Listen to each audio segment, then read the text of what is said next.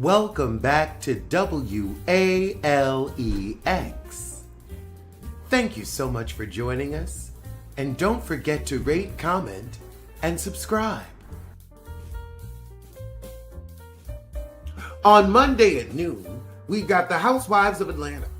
Now, we've got Married to Miserable. And at 8 p.m. tonight, we've got Hot Topics.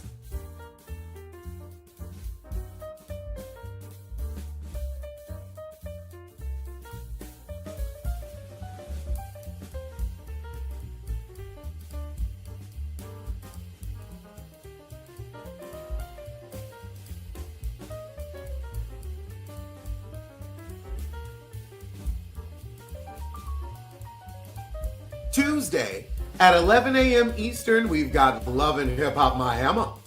At 12 p.m., we've got the Housewives of Miami, last season refresher before the new season begins. And at 1 p.m., we've got Grosse Pointe Garden, or whatever the hell that show's called.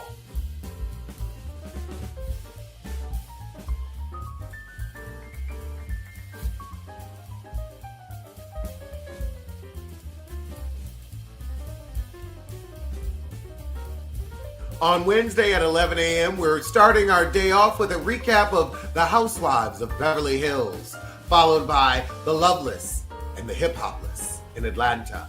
At 1 p.m., we're coming out with some hot topics.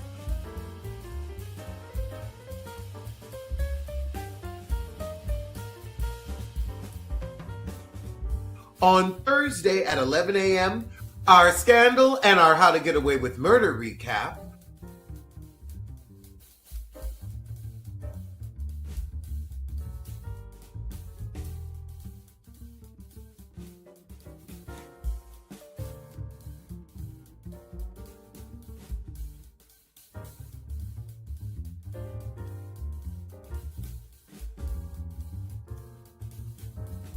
Followed by Saturday with Noon Pop Roast.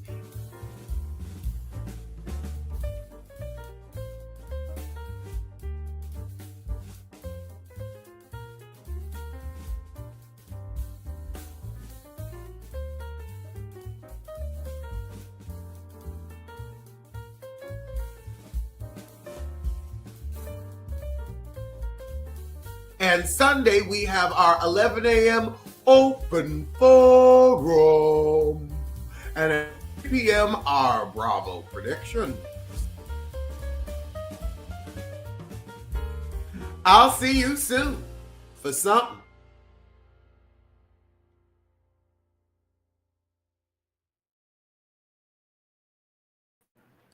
Good afternoon, everyone. Hello. Now tell me if I'm too loud.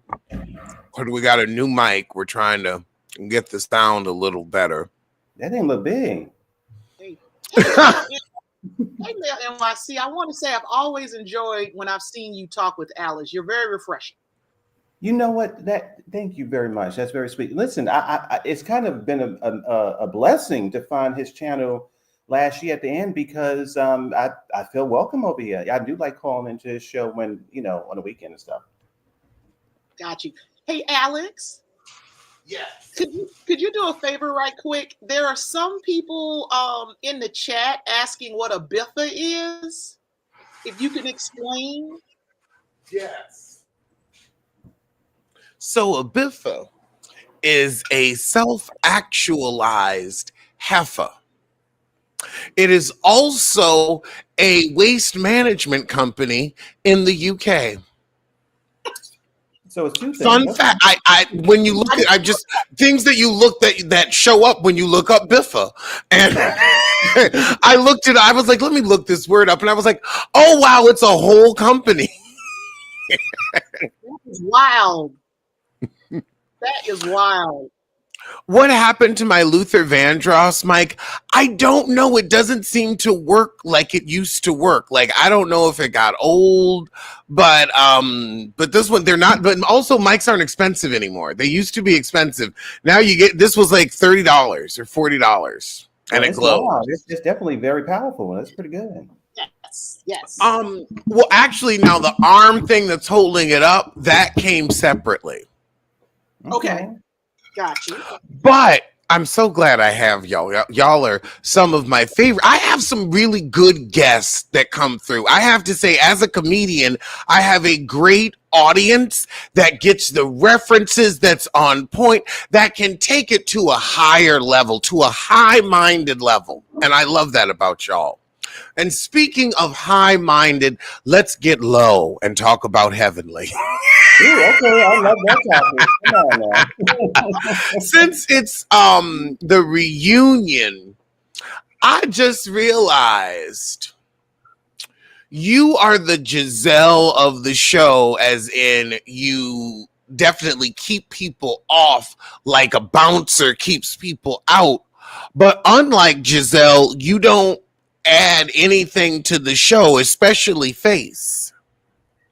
True. The one thing I will say about Heavenly that she doesn't realize, you remember that trope about, I don't subscribe to it, but black women are the mules of the world.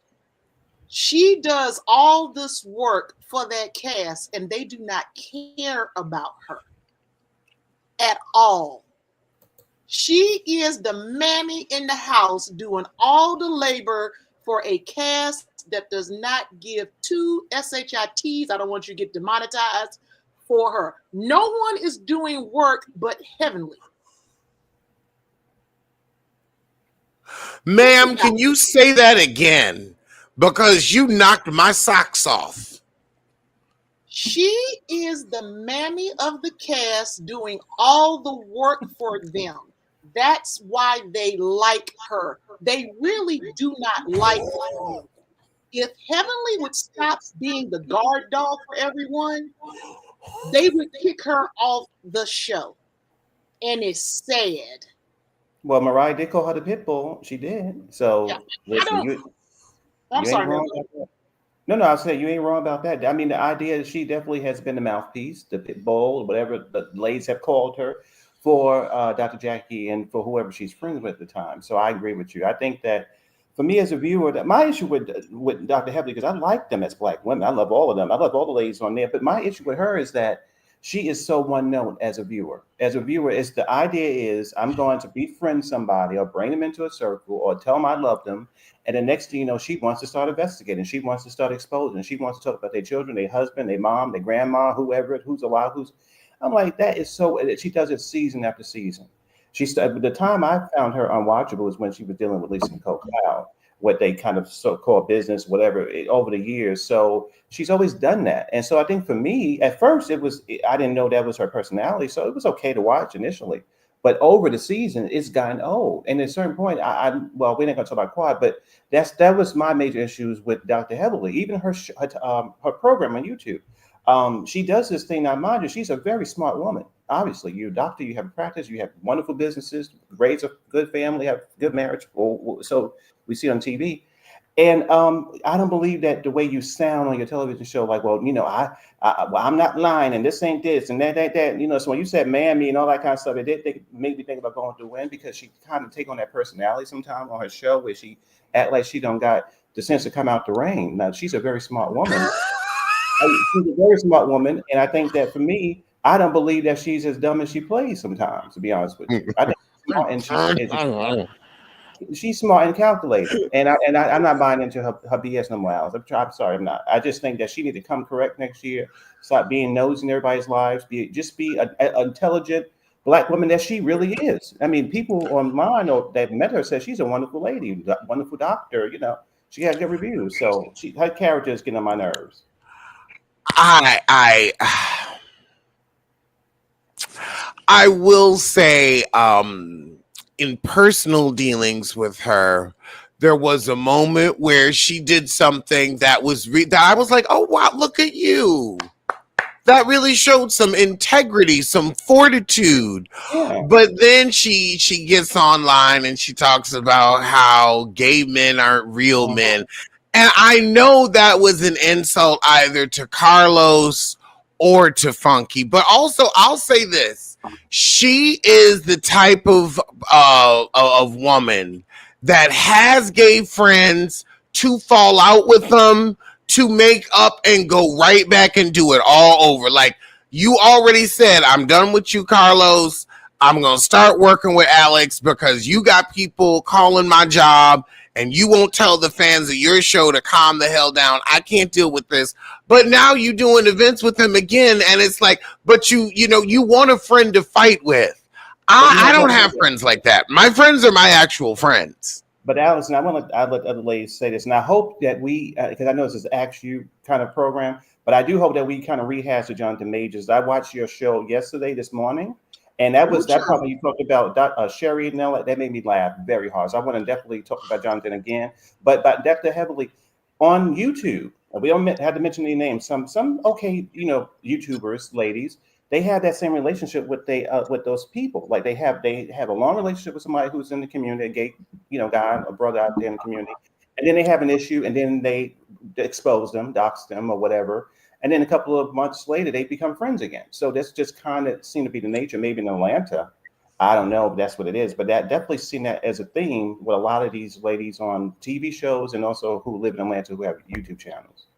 Yeah, they're not really. See, the whole crew, they're not really friends. I've been friends with Alex for years, and I know he takes that seriously. He's gonna feel you out first. But if you notice, I look at some of the people in the circles they run in: Heavenly, Tamar, Funky. Some things I do like about Funky. And when he made the comment about that he wasn't surprised, the first thing I wanted to say, why are you even associating with someone that you wouldn't be surprised that they made that comment? You're talking to a person that was living with gay boys back in the 90s when it wasn't cute. I didn't treat them like an accessory or things like that. And a lot of these women treat gay men as an accessory. If they're not doing, it's cool as long as they're doing your hair, doing your makeup, financial advisor, kiki with. But God forbid your child is gay.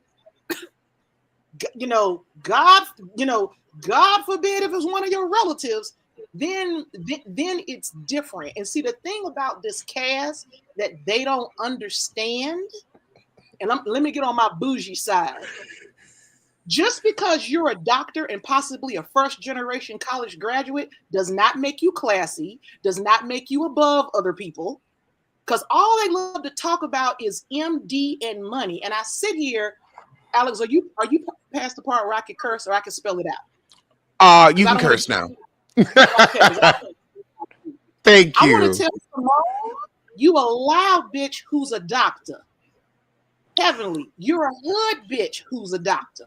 Come on now. You're a self-hating female that's mad that you messed up getting pregnant, and I'm sorry that you got cancer. You're another one. You don't even like women, okay, who happens to be a doctor, because all they love to holler about is MD and doctor. And the thing that I like, and I can't believe I'm saying this because I do not like Phaedra, but I like when she came on the show and was like, well, I'm a lawyer. What can you say now? And the thing that's so funny about Phaedra and these on the cast of Married to Medicine, it was like that Spider-Man meme pointing at each other. All of y'all are mean girls, and you got a taste of each other's medicine. I had to lean back on that. Very true. Very true. And then Spider-Man meme.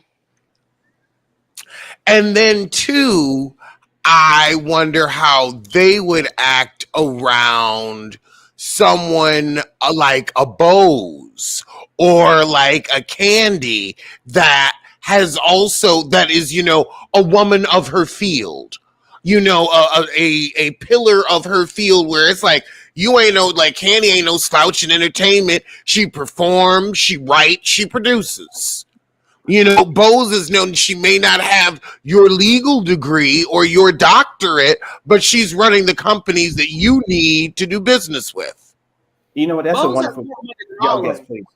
Yeah, I think that's a wonderful point, because on Married to Medicine, even though it's Married to Medicine, I would love to see some sisters up there who are masters of intellectual content or different things going on, because that's those ladies you mentioned. Now, Candy is not my favorite because she doesn't always show things on television, but she's a very interesting woman based on, the blogs and stuff like that. Whatever you say about her, she has a wonderful catalog of music that she's written. She's really a thinker. She creates things all the time.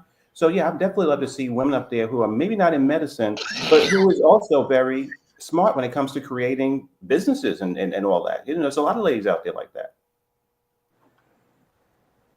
But a lot of ladies, okay, I have friends in Atlanta, and the ones that are in the medical community, they're like, no one wants to get on that show. It's not something that you want to do. And just like Alex said before, they just really need to get rid of everybody and start over. Okay. Although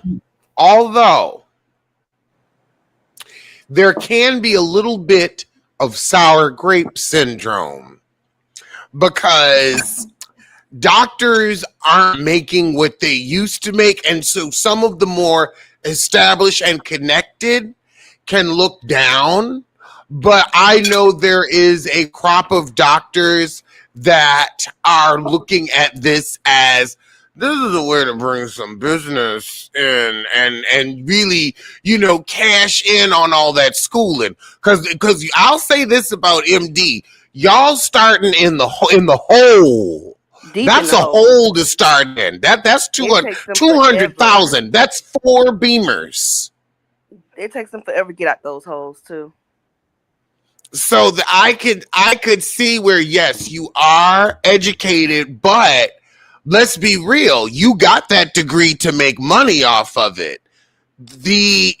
For better or for worse, we can say all of them have made money off of being on this show. They've all been able to widen their practice. Like, it is foolishness, but it's also a great commercial. But honestly, I know you and Mel are men. Would you go to any of them as a doctor? Now, I could see myself going to Contessa because she seems to have a great bedside manner. Simone, too, in a pinch. Jackie, I wouldn't let her check my dog's cervix. So it's like... See, here's the thing. You wouldn't let Jackie, you would get one visit from her and you would leave Jackie's ass anyway. Jackie is just, I feel that Jackie just off-putting like that. I would say this: you wouldn't go to Jackie, but you'd probably do some of her Queen V stuff.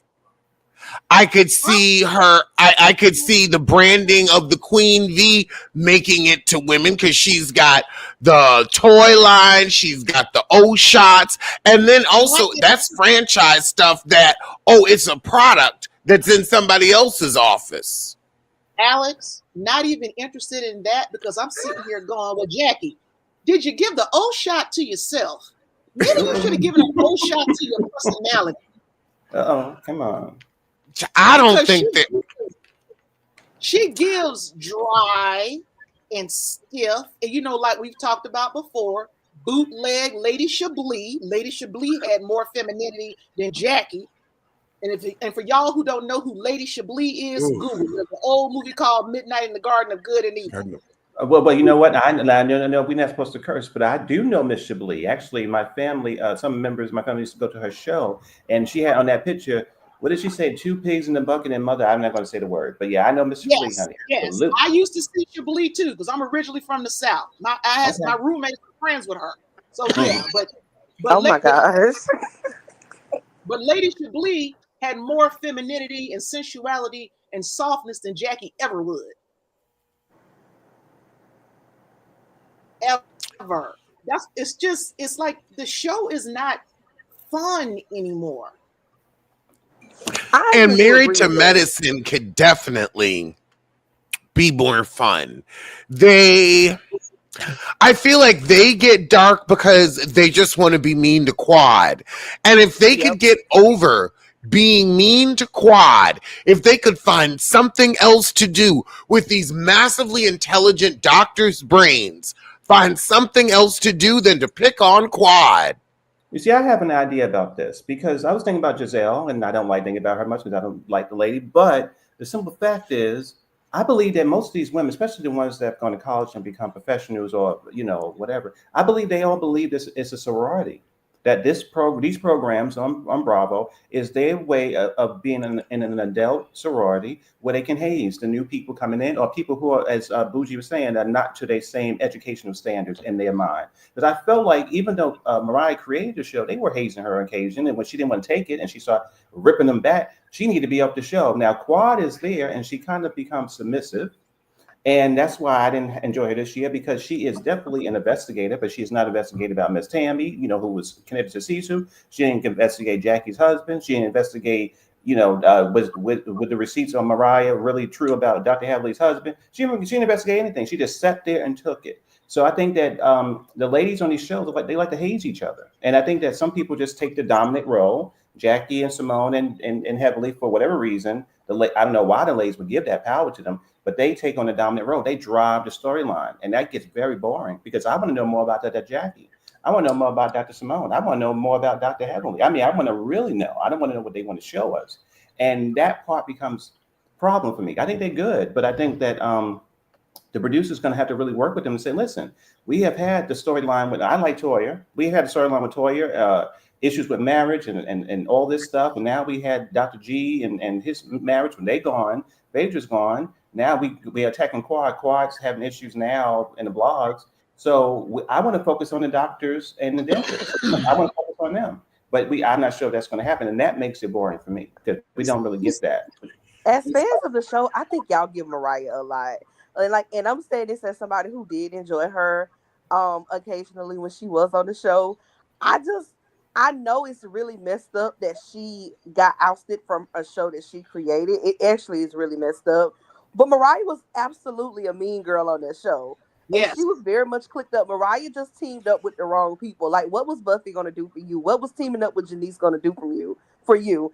And she alienated her biggest ally. But Mariah was absolutely just as big of a mean girl as the rest of the ladies. She just got out mean girl by the rest of the cast. That's she it. got out mean girl by a sinister turtle that performs pap smears. Because Simone is a quiet mean girl. Yes. The mean girl you don't always see coming. And Mariah thought she could outbangle her. And Simone was like, oh no, I'm slow and steady. I'm the tortoise. And I'm going to win this race. I think that all of them are mean. I think all of the ladies have been mean girls. My issue is not really focusing on Mariah, really, because she's gone. But my issue is that as a viewer, it gets boring to see the dominant role in this program have these three ladies in the forefront all the time, every single season. We never go deeper with Dr. Hadley, Dr. Simone, Dr. Jack. Not really. We get a little taste of it, and then they'll have a little issue at the reunion, and then we'll end up focusing on the wives. We'll focus on Toya. Mariah before, and she's gone. But we focus on Toya. Toya took the heat for a couple of years. Now it's a T in them. We never really focused on Dr. Jackie and Dr. Heavenly or Dr. Simone. Never. And as a viewer, I'm like, okay, come on. I'm just not going to be. Jackie had her one season. Yeah, but it's not enough. They just gave her a lot of grace and space with it. But at the same time, they were like, especially to y'all know, if nobody else, Toya was the one that was like, well, your husband was asking for more time. So low key, it's your fault that he cheated on you.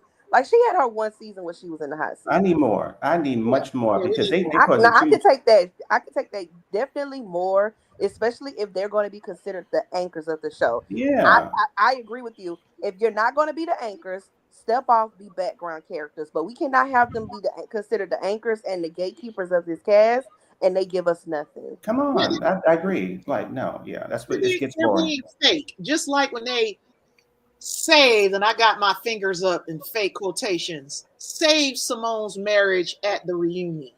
They didn't really want to save that marriage. They saved that marriage because if Simone would have gotten divorced, then the focus would have been on them.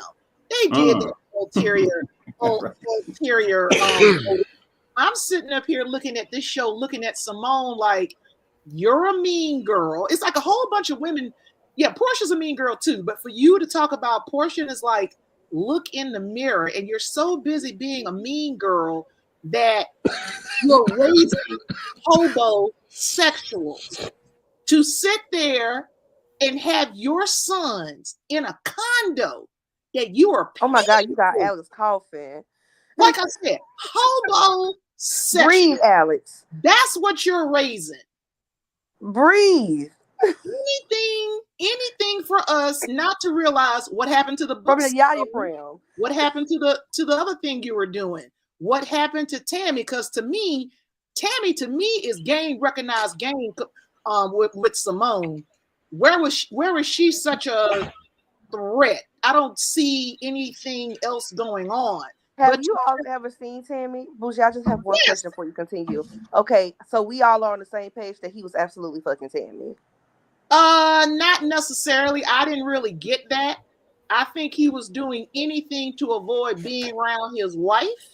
I think so too. I believe he was wearing the line out. And she was a good friend. Now it wouldn't surprise me if he was, but I was not getting that energy. I was getting speak fluent Home Depot. I was getting femininity, as Alex says. Femininity. Dinah Shore. I was getting that's who it's Sunday afternoon. If I wasn't doing this, her and I would be going down to brunch and then a rousing game of golf at the Dinah Shore Open. And then I think maybe in the back room while we change the clothes back into our street clothes, I believe wholeheartedly that once I saw pictures of that lady, I said, "Oh, Cecil was sleeping with that woman. That was not just a friend." Yeah, I didn't get that too feisty, but I think what it is that Simone has a problem with, Cecil is closer with Tammy than he is with his wife.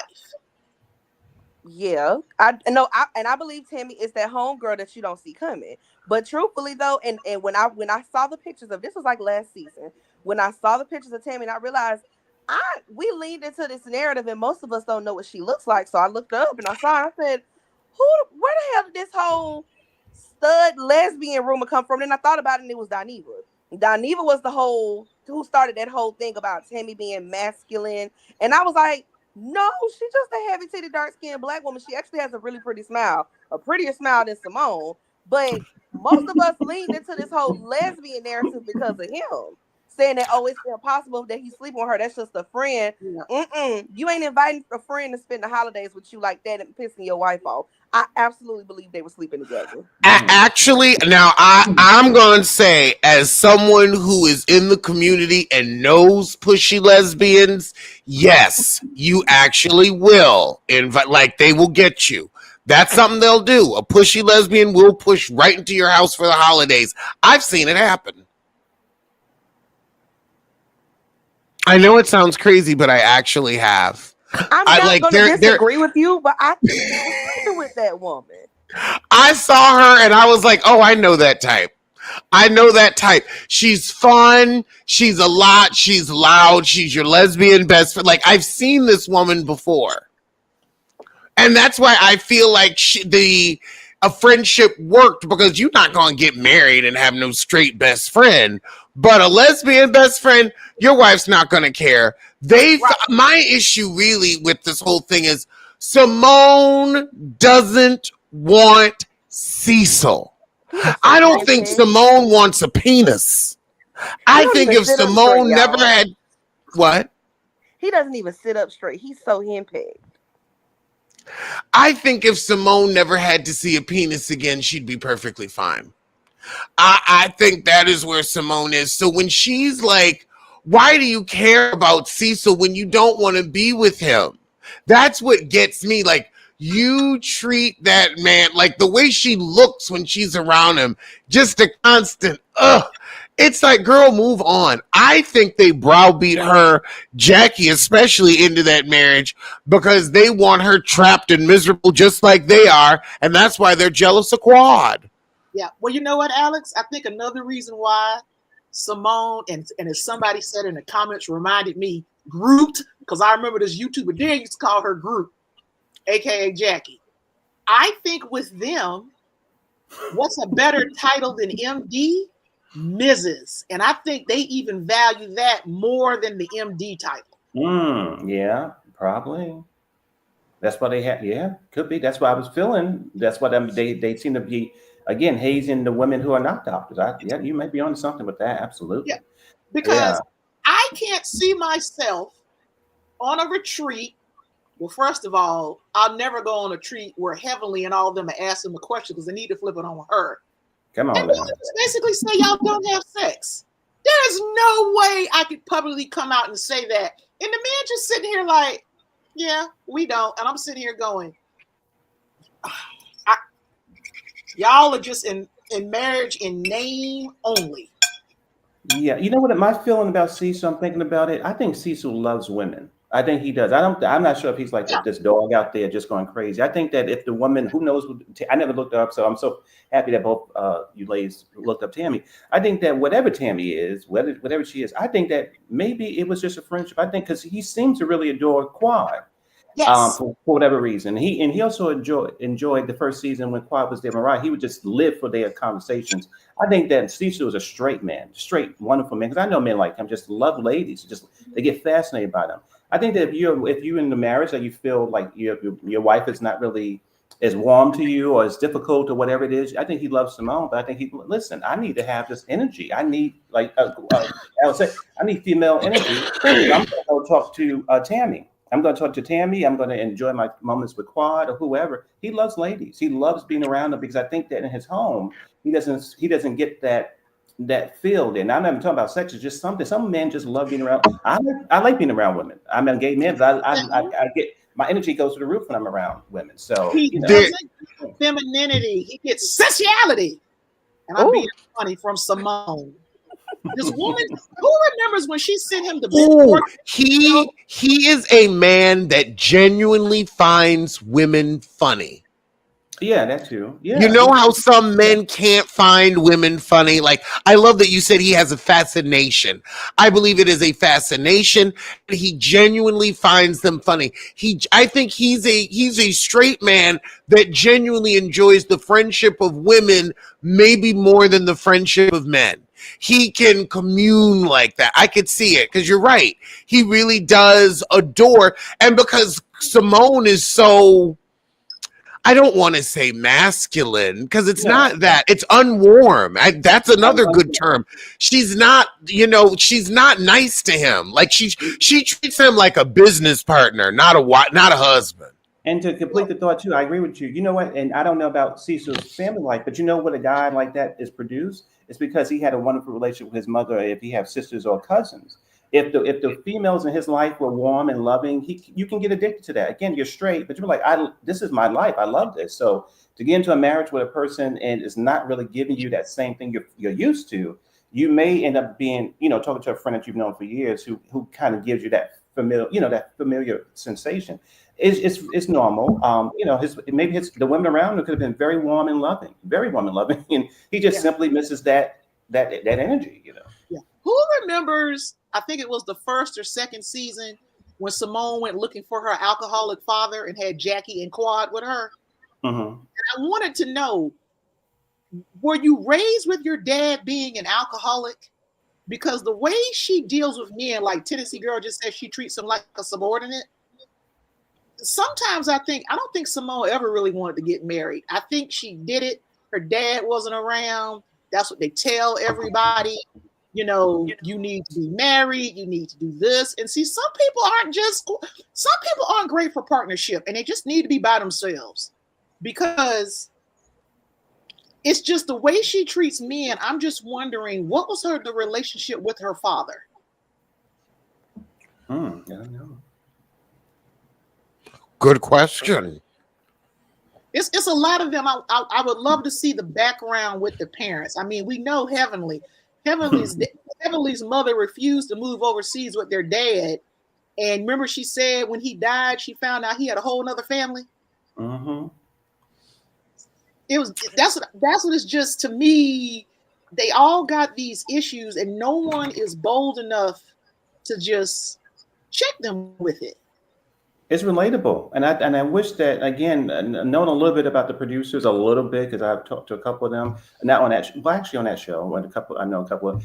Sometimes the production doesn't, and that was a part of Mariah's lawsuit, not to bring her up, that she was so frustrated because her life was pretty full too. It wasn't about reading and being mean to the women all the time. She has a blended interracial family, and she had different traditions that was not being featured on the show. So I think sometimes the production doesn't do the women justice because they don't really go deeper. I mean, we have a wonderful conversation right now, asking good questions that I would find very interesting to watch on the program. Because I'm curious all the time why the marriage between Simone and Cecil was so cold. And thinking about it, yeah. so that would be interesting. Oh, I'm sorry. And oh God, they could have been honest about what happens when you decide to say, okay, look, the romantic love is gone, but you're still my family. We still have kids together. We've still built together. We don't, ain't no sense in fucking up the money. We ain't mad at the cash.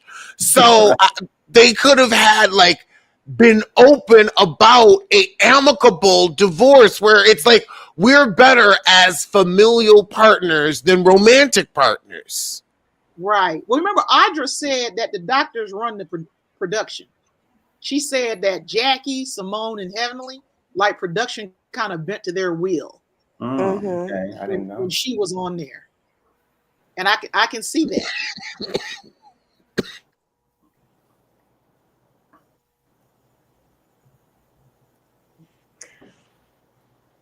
But can we talk about the reunion looks? That Simone, even though she looked like she was in the Quinceañera, that was the best we've ever seen her. Not the reunion, I mean the finale? The Georgetown. I hated almost everybody's looks. I that Pepto-Bismol Quinceañera. But she looked good, even though she was wrong. Okay, you know what? I'm going to say something, and I don't know if y'all going to like me after this. All I can think of when I look at those costumes are dried fluids. Do we need a backstory? No, there's no backstory. Just people are nasty. People are nasty, and fake fancy people are nasty. And fake fancy people have no race, they have no nationality, they have no sexuality. Everybody, that's lottie-dottie, every motherfucking body. And those are the people that be having them Bridgerton parties, and that's why I will never go to one. Don't go to them parties, y'all. Them costumes are nasty and returned. Nasty and returned. Let me say it again. Nasty and returned. So I don't return Halloween costumes because I'm a theatrical person. I will pull out a cape or a wig in a hot minute to prove a point. That's just me. But other people are not me. And they return that shit after doing God knows what in them. So, Alan, I'm going to use my grandmother word. You'll love this. So you're saying those costumes are soiled? Soiled! Oh, my God. Perfect word. Soiled garments? You don't have a celebration in a soiled garment. Come on now, listen. I'm so sick of Bridgerton. Oh, and then also the shit's so fucking late. The Bridgerton craze was during the damn panini when you couldn't have a party. Now we having these parties for this show nobody give a fuck about. The wigs is tired. I have to challenge you a little bit on that. The show is still popping, but as somebody who watches the show, nothing felt like Bridgerton. That was the issue. I would say out of everybody, the person who came semi-close to a look that was Bridgerton was Heavenly because she was trying to do the Queen Charlotte look, but her afro was not afroing. It looked like she just picked out some curls. It didn't have any shape. But that was what they were clearly trying to give. They were trying to give a young Queen Charlotte in that, that one off season that they had. But it just didn't give Bridgerton, nor does the reunion looks give Bridgerton. The set does, but not the actual clothing. But what got me too feisty was Toya's anniversary party was more extravagant and better looking than that Mad Ball. Yeah. I was like, but Toya's going to spend the money that Eugene may or may not have to give the look, as opposed to these other ladies who are going to pinch pennies. I agree with Bougie because Toya, again, Toya's messy, but she's a beautiful lady, and I've enjoyed all these years. But she's smart. I remember she did some interviews. She's very smart when it comes to how she works with people in Atlanta when it comes to the party planners and all that. So she's really smart how she can put together an event, maybe not costing her that much, but it may look better than the other events that they had in the show. So she's pretty smart when it comes to her friends and the caterers and all that, and the party planners and all that kind of stuff. But Toya also has that wine business, so she has her own money. I just Toya noticed ain't how. making no money off that wine. I forgot about her wine. I forgot. Toya is Well, not making no money now off that wine. they say that she's making a pretty penny. She just But she's doesn't not talk really about selling it. any wine. All Toya is doing is offering a discount code on the wines that she likes for the month. She's not making any real money. Now they You'd be say that she surprised what people make off them discount codes. Cause I'll yes, tell you, just with her ad reach, every time she does one of those ad drops, she's making some coin. She's making some coin, and she's a real housewife. Cause I know what some of these ads go for. She making some money. She making some money, and yeah, she's not a housewife, but still a Bravo girl. She's a Bravo girl. She is making Those some money, costumes. but Wait, somebody said those not for costumes. to sustain the lifestyle that Toya likes to present. She's not, y'all. We could be real about that. She's not. Toya postures a lot, but Toya does have income. See, that's always been the confusion. People have always said she's making money. It's not that she's not making money. Toya likes to live grander than she actually can afford to. That is always the thing. Toya cannot handle the lifestyle that she wants to present to everybody. We've seen this documented. Yeah. Well, so fast, Steve, one thing I'm gonna just disagree with you, respectfully disagree on with the Toya situation. Remember when Dr. G said he had been taking care of Quad from day one?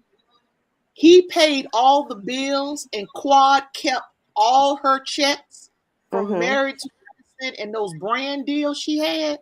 See, I have a feeling Toya, whatever check Toya gets, she keeps. And Eugene is doing all this real estate and houses and everything like that. Mm-hmm. Because you notice when she got that bag, she didn't say Eugene bought it for her. She said she got a bag.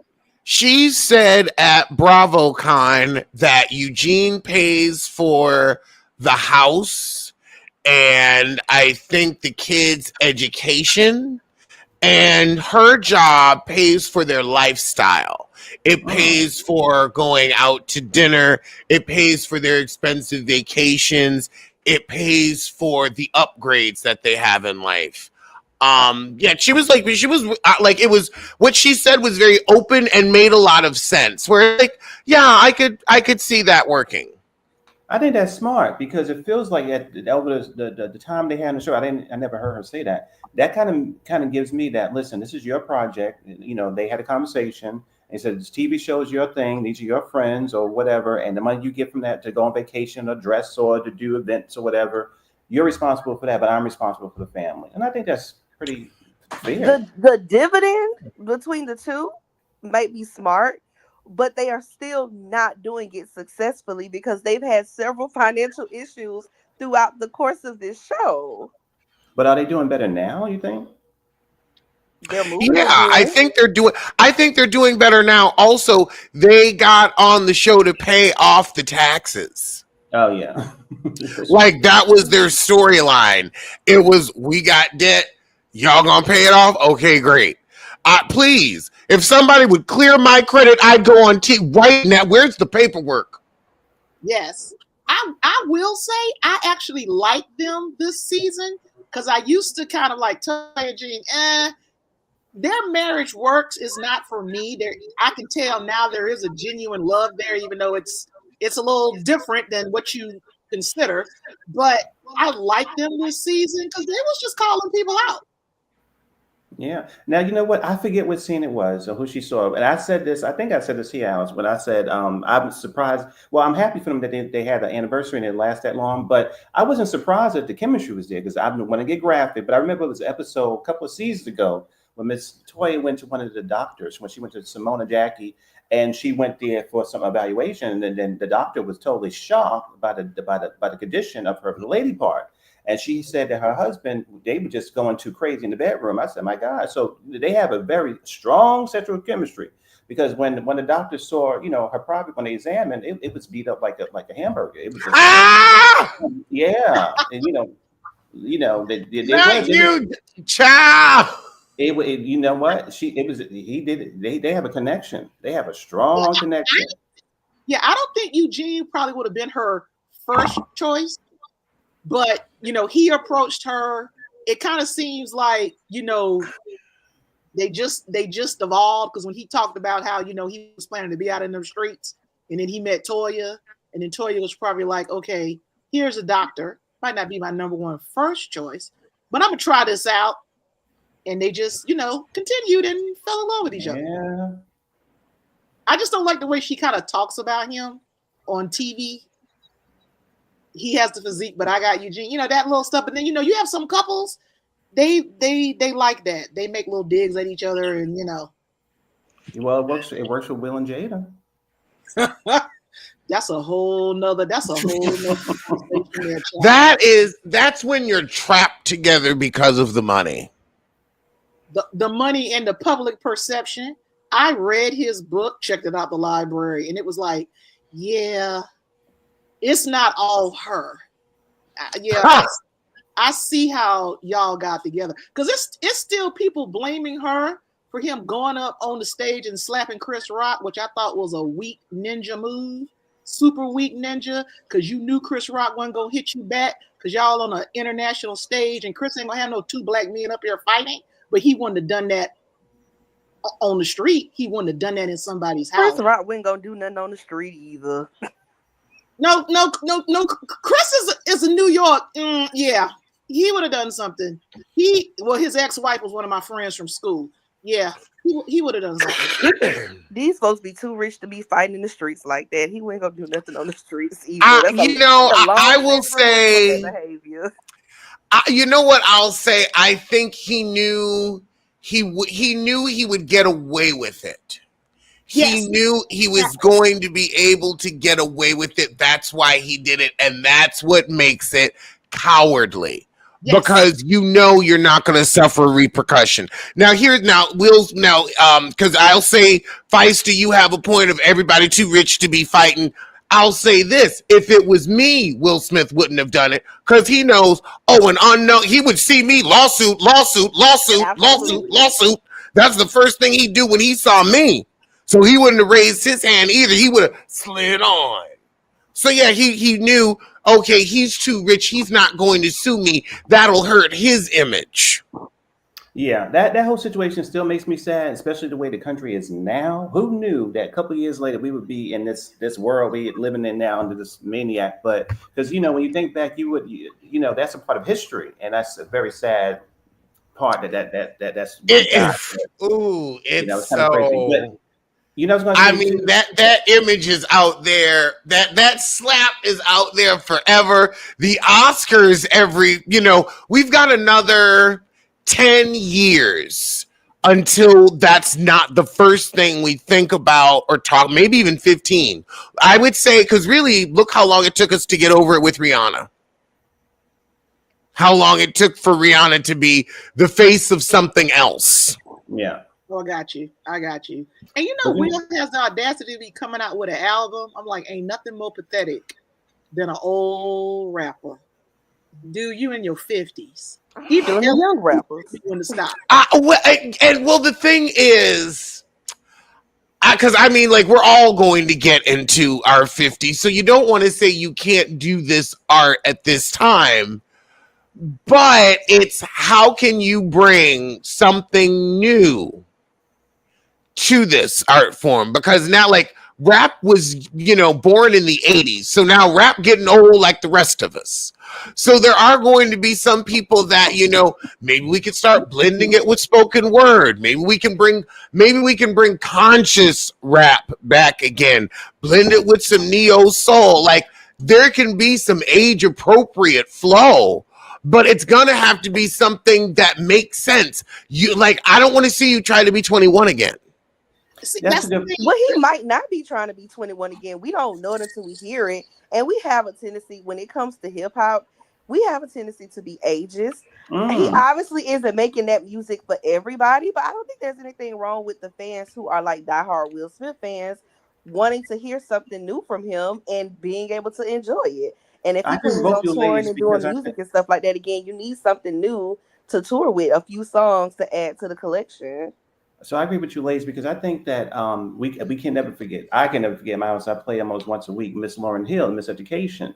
And that was a profound album full of beautiful poetry, beautiful lyrics. And I think that sometime in rap, yeah, it doesn't go to the most, it doesn't go profound, it doesn't go poetry, but he's had a lot of this, a lot of things go up these past couple of years. He's been in the blog, so maybe he's writing things. I mean, he's not always been my favorite rapper, but to Feisty's point, I think that maybe he is writing something that could be profound and pretty good. I For the love people that I want love to Queen hear, Latifah. yeah. I love Queen Latifah. I love Lauren Hill and people who can really get poetry and give meaning to something. So I don't know. It could. He's gone through things, so that could be pretty potent for some good music. Could be. He is in this space where he's trying to like tell a lot of his story and give some like in-depth looks and to from the public for the public inside and his personal life and stuff. And Will Smith has always been a storyteller rapper. That's always been his niche. So shout out to Doechii with that style of rap being brought to the forefront once again, because it was very popular in the 80s and 90s, early 90s. That this would be the perfect time for him to do what he always did this. Nobody's saying he's gonna top the charts. See, I think that's the thing though. When we think people are coming out with new music, are a lot of, and I'm not saying you, just in general, our expectation is to say, "Oh, you ain't about to be, number one on Billboard." I think real artists, true artists, they don't do it with the expectation of being popular. They do it because they have something to say and they want to do something for their fans. A lot of times. Like I saw Erykah Badu is putting out her first album in like 15 years. Andre 3000's music from last year was profound. It was like this atmosphere, thing. It was not really lyrics to it. It was just like meditation kind of music, but it was pretty interesting. Yeah, who would have thought Andre 3000 would have came out with new music after years of people begging for it, and it would have been an album full of flutes and Right. instruments. Like, sometimes you just do stuff because you want to do it, not because you think it's going to be well received, or because, like, I think that's the difference between, like, people who are trying to be, like, pop stars or whatever, and, like, real true blue artists. You just do it because I got something to say. But Andre 3000 also said, when people were like, well, why did you just do an instrumental? He was like, what am I going to talk about? I'm almost 50 years old. It's like, yeah, he said, I'm not going to rap about going to get my prostate checked. And then he got a Grammy nomination for it, though. That's what I'm saying. Like I said, there are people who it's for, and those are the people who are going to enjoy it. But if it's not for you, you know what it is, y'all. Since I turned 35, like I'll be 36 this year in July. Since I turned 35, I came to terms and accepted that I'm no longer the target demographic for most of the stuff out here. And that made it a lot easier to consume music. Because I could listen to it and say, you know what, this is cute for the people that it's made for. It is not made for me. Well, now you realize, okay, the Hot 100 is not my playlist. Now you've started looking for adult contemporary. You get a few songs here and there that you might can vibe with. Like when Espresso came out, I was like, okay, this is cute. This is cute. But that was not, when she went to the studio, she did not sit back and say, oh, baby, Feisty is going to love this one. No, she was not. Too Feisty, I can agree with you. As you being 35, you're talking to someone who's 55. So I remember being 18 and 19 in high school and college, paying $15 to see Will Smith at a club. Paying $22 to see LL Cool J. Seeing a Tribe Called Quest. Go to hell. I just am so jealous. Like, as somebody who goes to concerts, my God, $22 to see some of your favorite artists. I wish. And let me tell you this. I saw Erykah Badu when she was first kind of coming out in a club. I'm going to tell you, y'all going to crack up. In Greenville, South Carolina. It was a former grocery store. They converted into a club. They called it Millennium. I paid $15. Her opening act was Eric Benet, and he was barefoot. Oh wow! Oh, that's when he still had them locks. Oh yes! Oh my God! He kind of knew about him a little bit. He was the opening act, and Erykah was just something, new and grand. She was different. She had the head wraps, things like that. So it's kind of when I think what it is, you got to learn when to pivot. I mean, honestly, if I'm going to hear new music from somebody, okay, I can see maybe an LL, probably Jay-Z, but see with Will, And don't get me wrong, I liked his music, but Will was considered corny back then. Mm-hmm. He was kind of. I'll put it this way: if he puts out something new, okay, I'll give it a listen.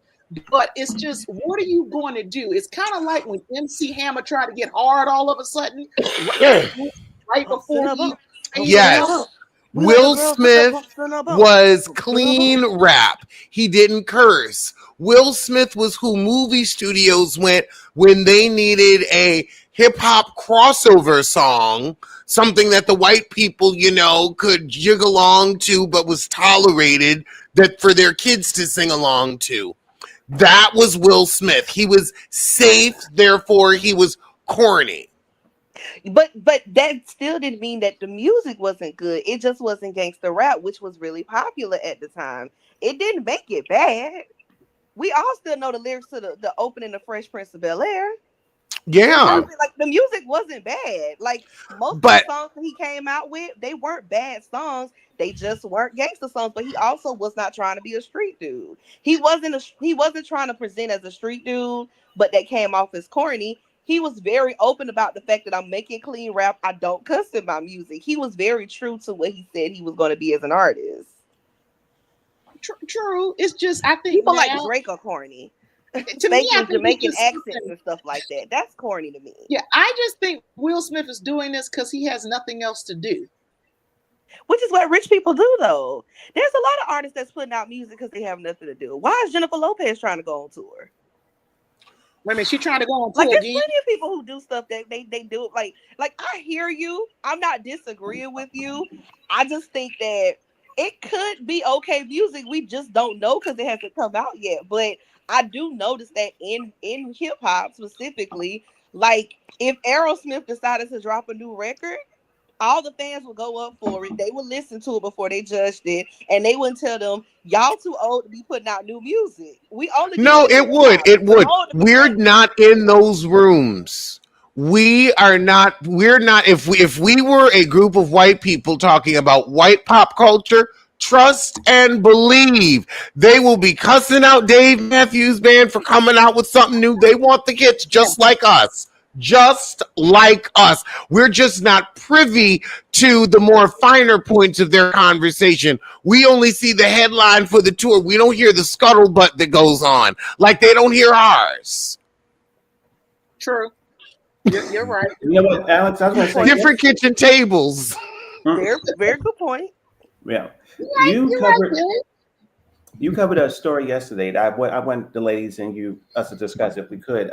You talked about John DeMajors and Megan Good. Ooh, yes, that part very funny when you were talking about Sherry Shepherd. Now I watched it this morning.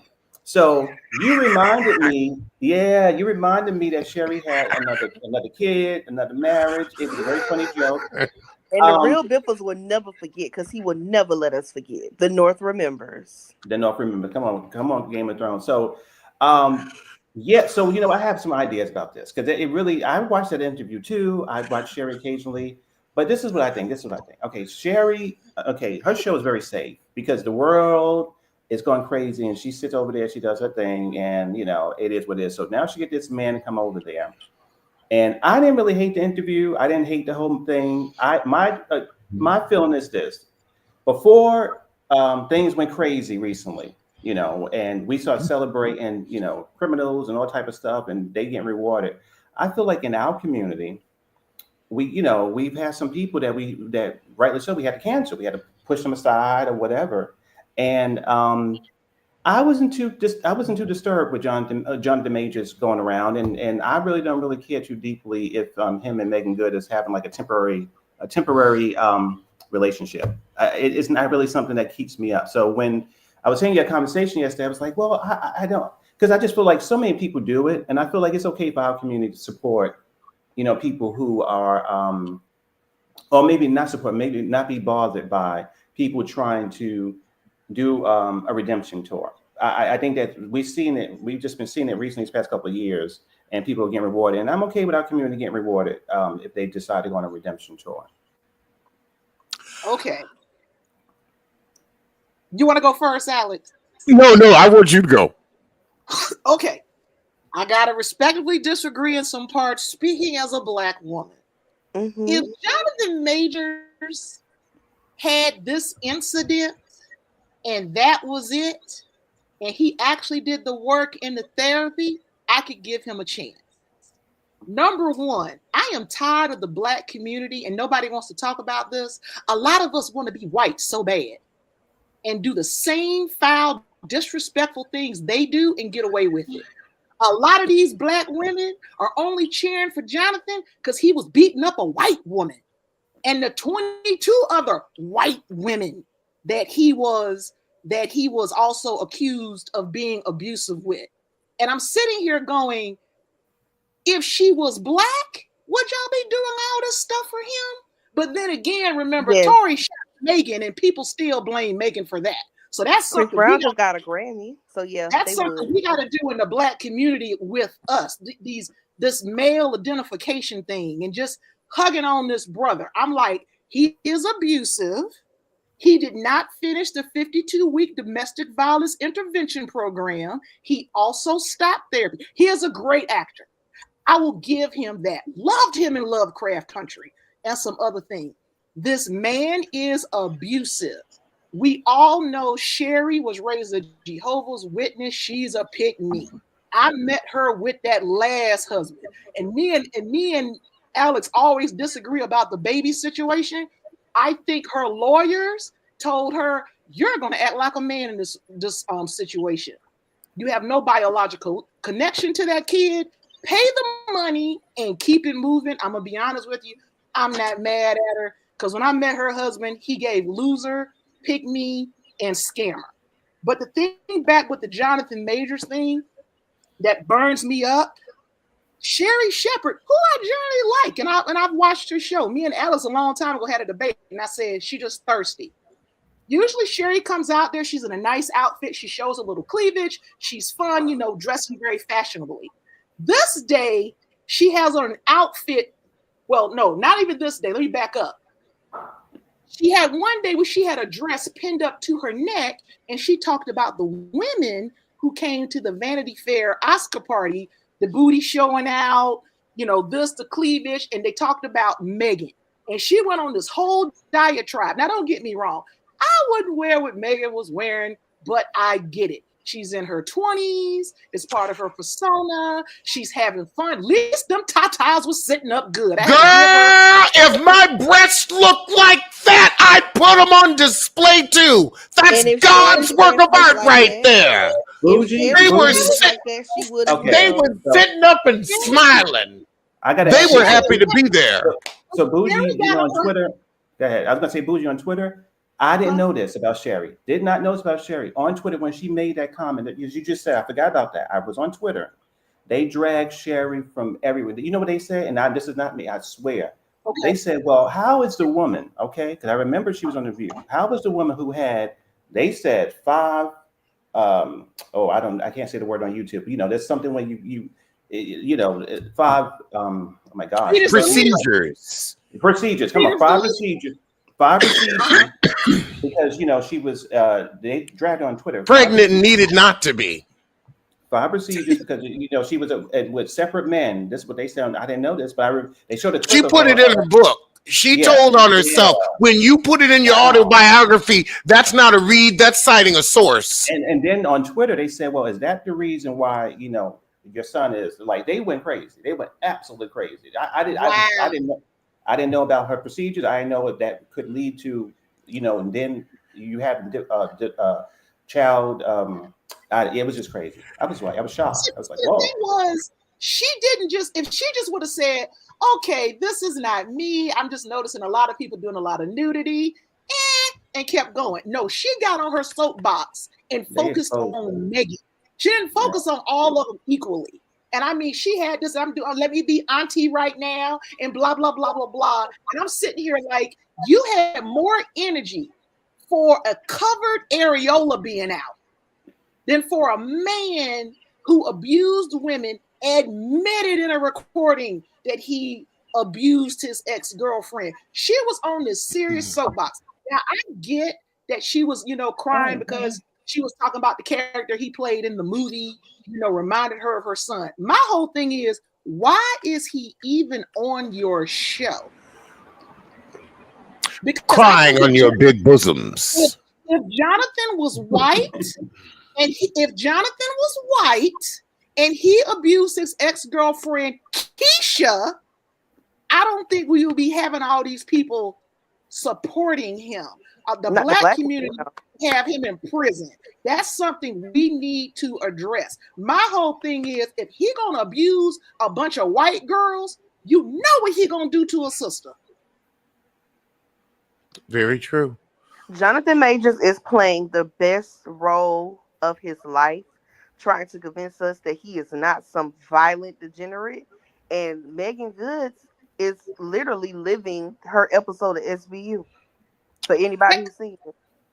How did Sherry get a show? Child, Wendy got sick.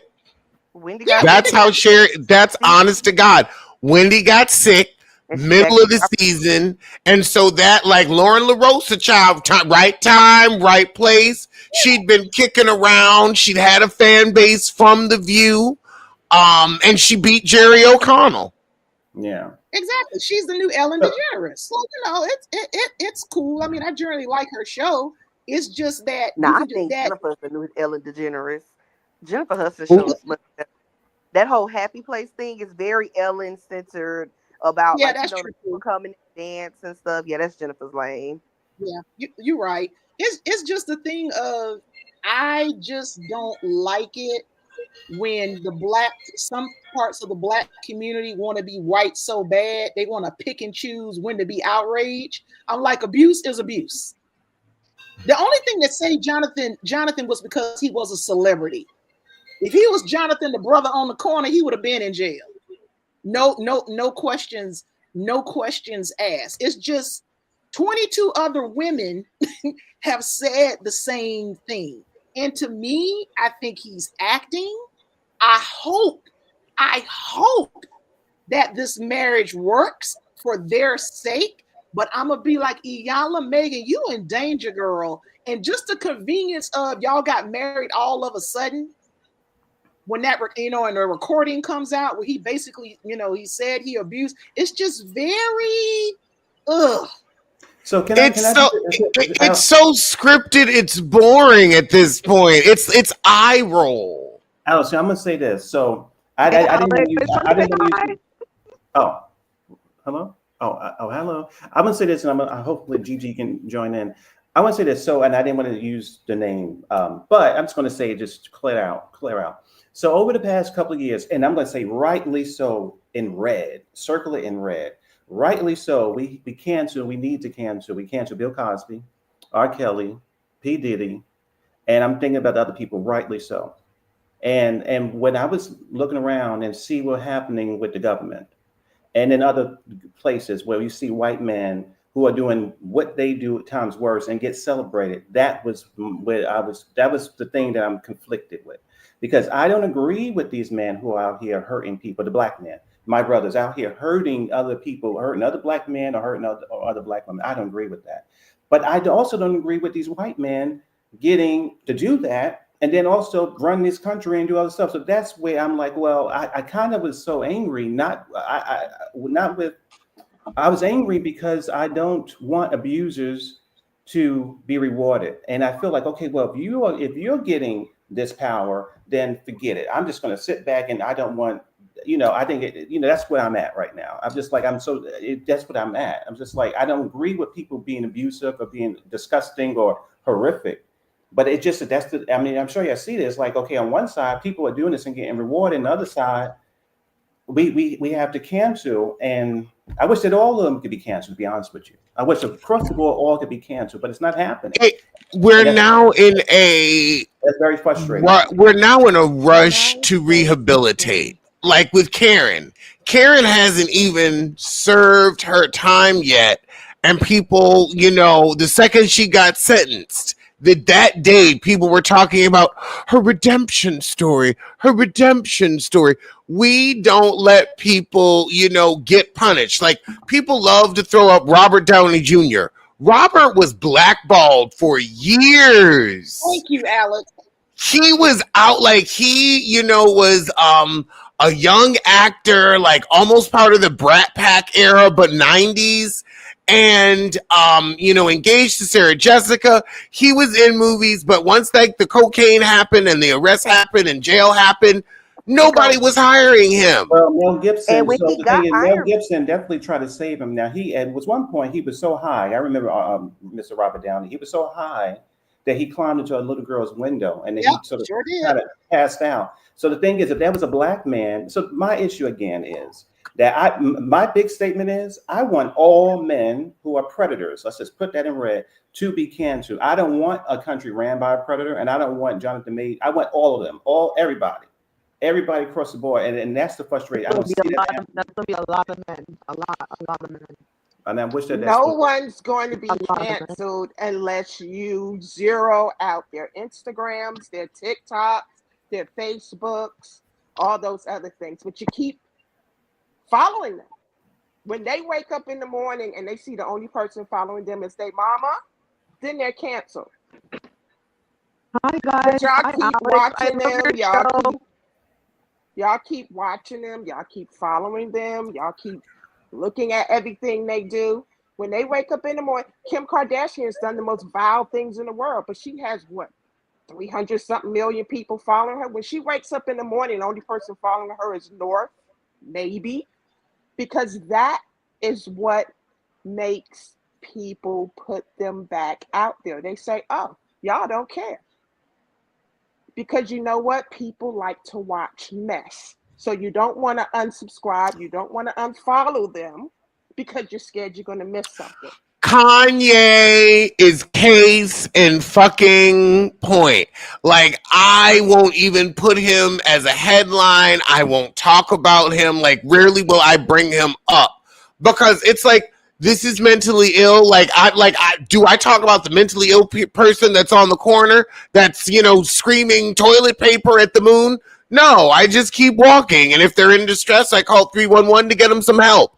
That's all we should be doing. But you are so right. It's the car crash mentality of rubbernecking. And that's why these people don't get canceled. And I mean, unless it's like, now people want to say they cancel Kanye, and it's like, girl, we should have been done that. Or like a Tia Tequila, where it just goes so ridiculously far that people are like, okay, I don't want to see anymore. Now, I'm glad that they canceled. The only reason why Robert Downey Jr. was canceled is because they thought he was going to kill himself. That's it. They thought that if someone didn't do something with him, he was not going to be on this planet. And that's it. So I'm happy they canceled. But everything else that we do, and we talk about, oh my God, these people are not being punished, is because you keep following them. You keep watching them. Every time they do an interview, why are they getting 2 million, 3 million views on interviews? Because you keep watching them. You keep reading the posts. You keep doing things. So we're at fault. We know everything. And also, we know everything. Why do we need, and I got to say something. Why do we need Jonathan Majors when we have Aaron Pierre? Oh, that's Mufasa. Why do we need to ever think about Jonathan Majors again when we have Aaron Pierre? There are so many great actors. Where we thought Jonathan Majors was going to be the next Denzel. I mean, he don't look like Denzel by all means. We don't need the next Denzel. We need the next greats that can be themselves. That can themselves, yes. That we don't need another Beyonce. We don't need another Michael Jackson. We had the ones that we have are great. We got Michael Jackson. We got Beyonce. We got Destiny's Child. We need new talent. Someone who can live up to that potential. And that's why the industry is so boring, because we always try to replace somebody that was already prolific. We need newness. We don't need a repeat of what we already got. No one. I didn't say a repeat. First of all, I didn't say a repeat. We need someone who's going to take the place of that person. Denzel Washington's not going to live forever. And he can't do young man roles anymore. Where are the Exactly. young black heartthrobs? Well, I mean, we have some, but let's celebrate them. Yeah, And because we're so also, busy looking for the repeat, we don't even prop up. There are a lot of good looking black actors that are really great actors that now can I dive want into to acting. ask everyone this. Do we feel that movies have the prestige that they used to, or is now television the prestige medium? Because when I was growing up, you used to, oh Lord, you used to have, like, movie stars were movie stars, and TV stars were, they always referred to it as the smaller screen. But now TV seems to be way more dominant, way more prevalent, way more press. You do a movie, it's like, okay, girl, people liked you for 2 hours. Can you get Well, people to like you first for of a couple of all, for 20 years, for 10 years, for 20 years? Like, now that these TV shows, we have these parasocial relationships for over a decade, where a movie, it's like, okay, your poster was cute, but I feel that now the way we consume it is very different. Well, you answered Uh, the question right there because right now the biggest personalities in the world are people who are infamous, who are on reality shows, who are doing terrible things. Those are the podcasters are now. When you look at the algorithm, what are you going to call it? Those are the people who get the major attention from the people right now. But then when you come to movie people like Timothy Chalamet and you said Aaron and other people, yeah, we don't really give it to those people anymore. We give it to more infamous personalities. And because we so, follow the infamous personalities and we watch them. We yeah, I just but will know it. can I say this? also, I was going to say this. So for me, what I wish to that point, and this is what I was going to say, I wish that we lived in a world with, God knows, I pray to God, I really do. I wish that we did live in a world currently. That would be my best thing, that we didn't support negative people. As I said, I want all people who are predators canceled, but I also want good people to be celebrated. We don't live in that world, and that's very frustrating to me. I'm not going to follow people that's going to upset me. And I think that when I watch people get rewarded who are very nasty, because that's troubling to me. So I wish that we live in a world where good people were put on the pedestal, but we don't, unfortunately, right now. I think Then don't Alex. read their posts, don't read their interviews, don't go on their pages, don't talk about them, and they It will starts with the disappear. individual. Yeah, I agree. It starts with the individual. I know, in a perfect world, the masses would say, we don't want this person. Like, I know for me, when it came to R. Kelly, I stopped listening to his music back in like 2011, 2012 when I was in college. And, whenever I have these conversations about why I don't listen to his music, well, you don't understand, I grew up this and that, and I remember this. It's like, okay, so what you're expressing is that you have all of these like nostalgic feelings attached to his music. I grew up in the 90s as well. I was born in 89. I grew up in the 90s. I have those same memories to certain songs that you do. I'm saying that I grew to a point where I was uncomfortable listening to the music because it was very clear that he was documenting abuse in those songs that he was writing for Hmm. himself. And once the docu-series came out, it confirmed what I had already innately felt. Like, I'm not saying like I stopped oh, listening to music to make a stance. I literally was when I heard songs like "Seems Like You Ready," it made me uncomfortable. Yeah. yeah, I can never listen to Cassie's "Me and You" again, because it's, Mm. we've heard and we've horribly seen.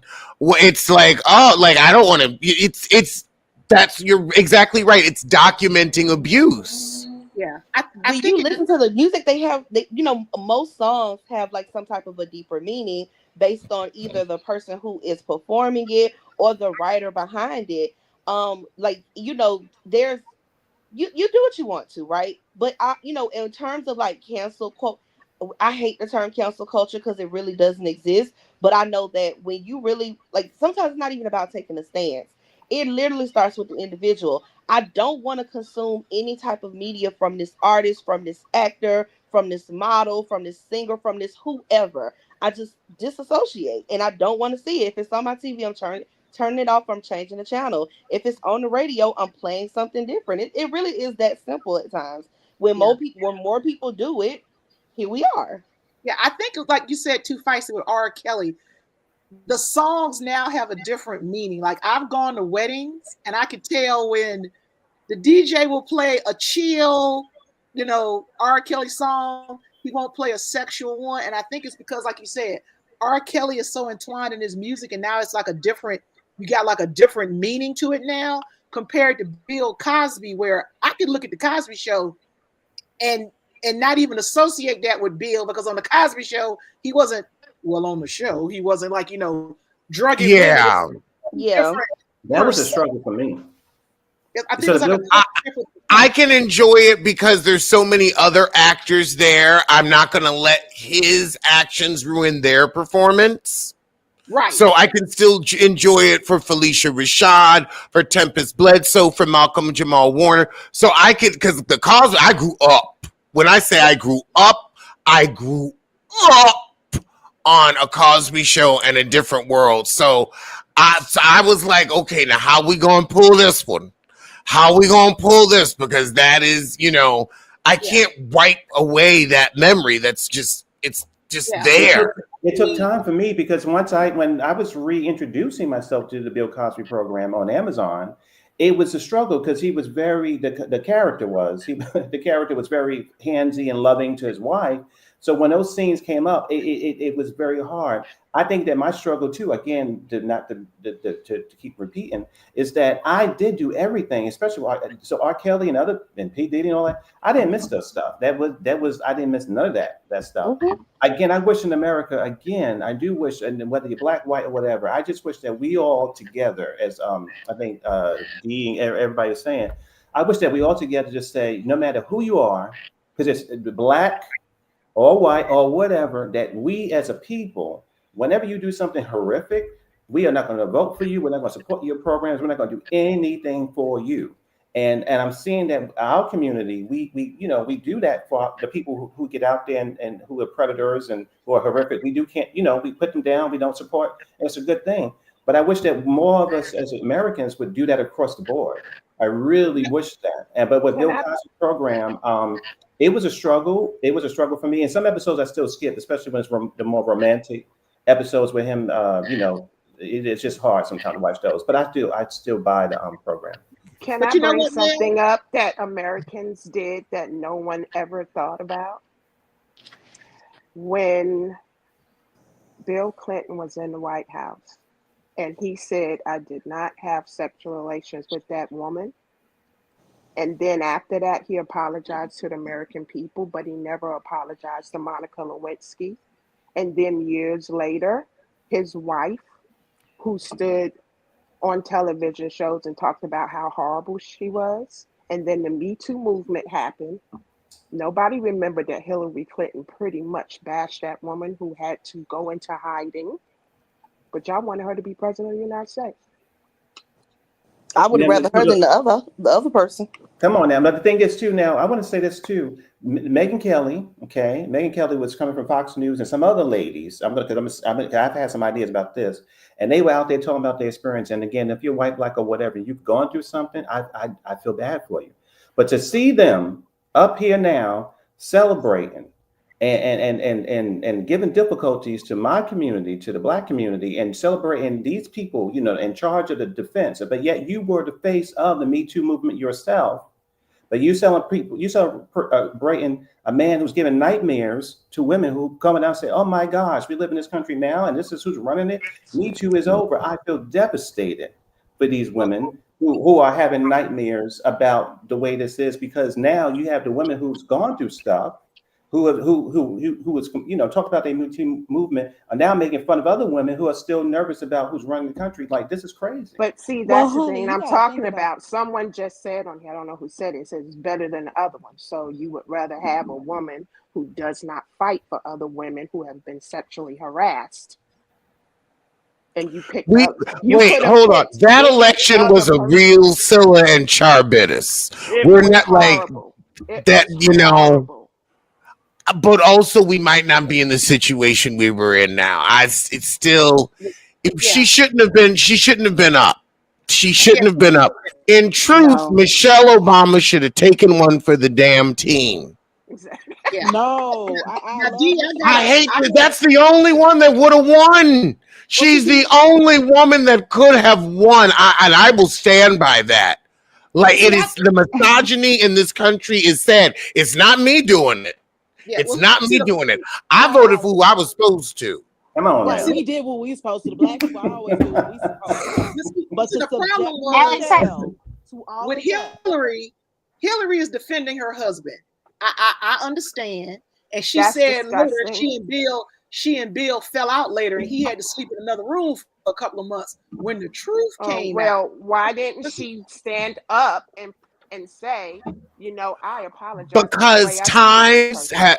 because the world has changed more in my lifetime than in the last 200 years. Say that. Because we have changed cognitively from the the drastic change from the respectability politics of the late 80s 90s to the to the unlearning of misogyny and white supremacy that we have today has been a lot of cognitive dissonance for the brain to handle. So it's a lot of, I gotta say, ooh, I was wrong. I really learned we was fucked up to her. And then you got a whole bunch of other people advising her, telling her, no, that's the truth. But don't say that. Don't say Alex, that. let me say this too. But how many wives do apologize to a woman who they consider to be the mistress of some sort? Like, I think that in Monica's papers, she said that I believe, because this is a long time ago, so this is throwing me for a loop. But I believe when Monica was talked about Bill, she said she loved him and that she fantasized about him, that she had a schoolgirl crush on him. So when Hillary read these things, He was the president of the United States. He is had no is in love with my husband, self-control. and she It saw doesn't matter what Monica a as young a mistress intern of was some sort. thinking. Now, again, I don't, that's not the same as what people are staying up at night having nightmares about when it comes to the president currently. So I don't know. She went home That's a and very told good. her That's a friend very the good president point. left himself on the front of her dress. That doesn't sound like love to me. Well, that's When what you come in home and you I mean, her I talk don't about papers. think someone that anybody you ever love, thought it was love. I don't think you anybody just ever had said this that idea she that No, it was was I love said or that anything. Monica told the lady who tape No, recorded her that Monica because she thinking loved that, him. yes, but nobody else. Also, Yeah, nobody else. I'm gonna give Y'all Hillary, and this is rare projectile. that I give people grace, but I'm gonna give her a little grace. I don't think she or anyone could have known how bad it was going to be for Monica forever.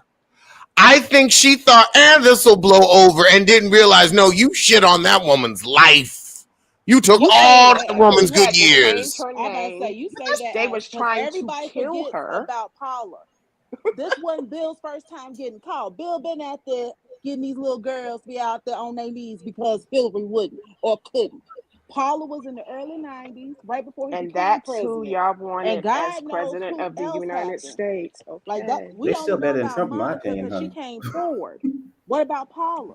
Paula was sleeping with him when he was still the governor. but see, Now come on. that's the male patriarchy. I always say, my mother told me this. We've been married almost 60 years. Men and women know who they marry.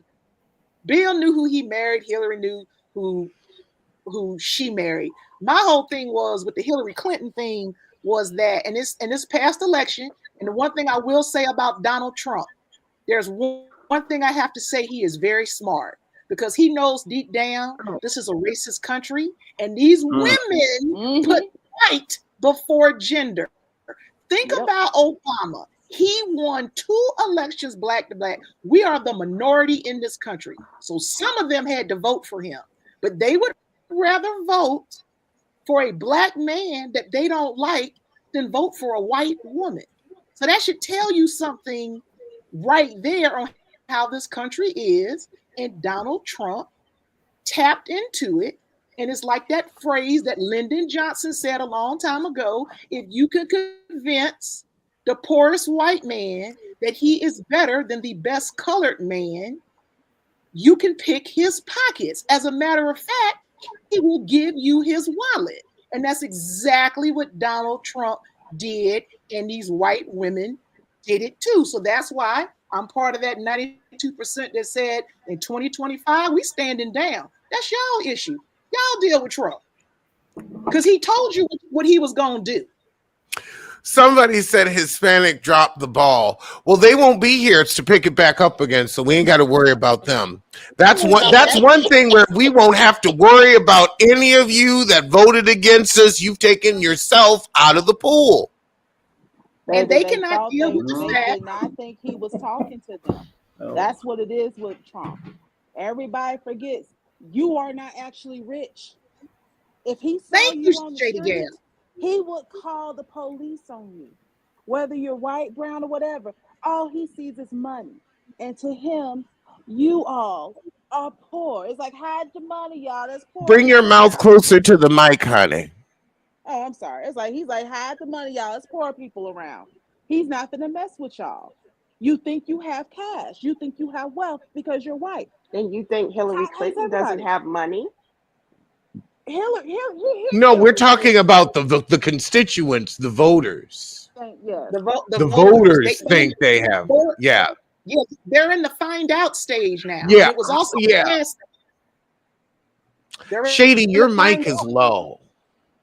Let me fix it then. I'm so Yeah, sorry. bring your mic because we want to hear you. Yes, I agree with Shady Gal. Because the thing has always been, especially because I'm from the South, the main people who talk about people Who? Shady Gal? forget who they are. Wait, say again.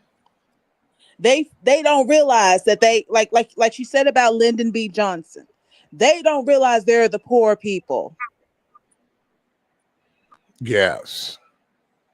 Oh, they So, realize hey they're the guys. poor people. They Be just think that or think putting that they're someone like poor. him in office will make them better. They Oh know no, they D poor. Gray, they don't Yeah, think they're poor. They They don't know think they they're poor. poor. Oh, they They're know. white. So right there, they immediately assume they're not poor. Oh, they Like know they Karen poor when they Huger scream every said, time. maybe that's why Karen Huger ended up doing that year. She said, you're poor and white. And that judge said, okay, well, you're black and in And jail. in jail. I mean, really? Oh my God. And your ass deserve it, so I can't even be mad. 4 Hey times? Alex, Nah, cool them heels. hey Alex, I gotta So ask you earlier, a I was question. gonna hop on Alex earlier on when you guys were talking about the music and like how we treat our black artists versus how the white people treat their white artists, and we don't really know. And I'm really heavy into rock music in particular. But what I wanted to say was because this conversation comes up in real musical forums when the Rock and Roll Hall of Fame is up, and all that. And the argument is oftentimes on some of the more ignorant white stations will be, why is Kool and the Gang up to be in the Rock and Roll Hall of Fame before Ozzy Osbourne or somebody like that? And it's because some of the white DJs and disc jockeys will say, hey, wait a minute, Kool and the Gang's been around a lot longer than Ozzy or before, this, that, and the third. White people think that they are the standard. They are raised and taught in this country that they are the standard. So they Which don't have to only worry about 5 people in the room, like 5 tables, 5 seats at the table. They assume that they deserve every seat at the table. If the table has 20 seats, they think all 20 seats are theirs. And if there's 2 black people, 2 Latino people, they're like, how did these 2 black people and 2 Latino people beat any of the other white people? So they accept their mediocrity as greatness because they really don't see it as mediocrity because they just think white is the standard. And I think that's where we'd sometimes miss it when we end up having to pick our black people, right?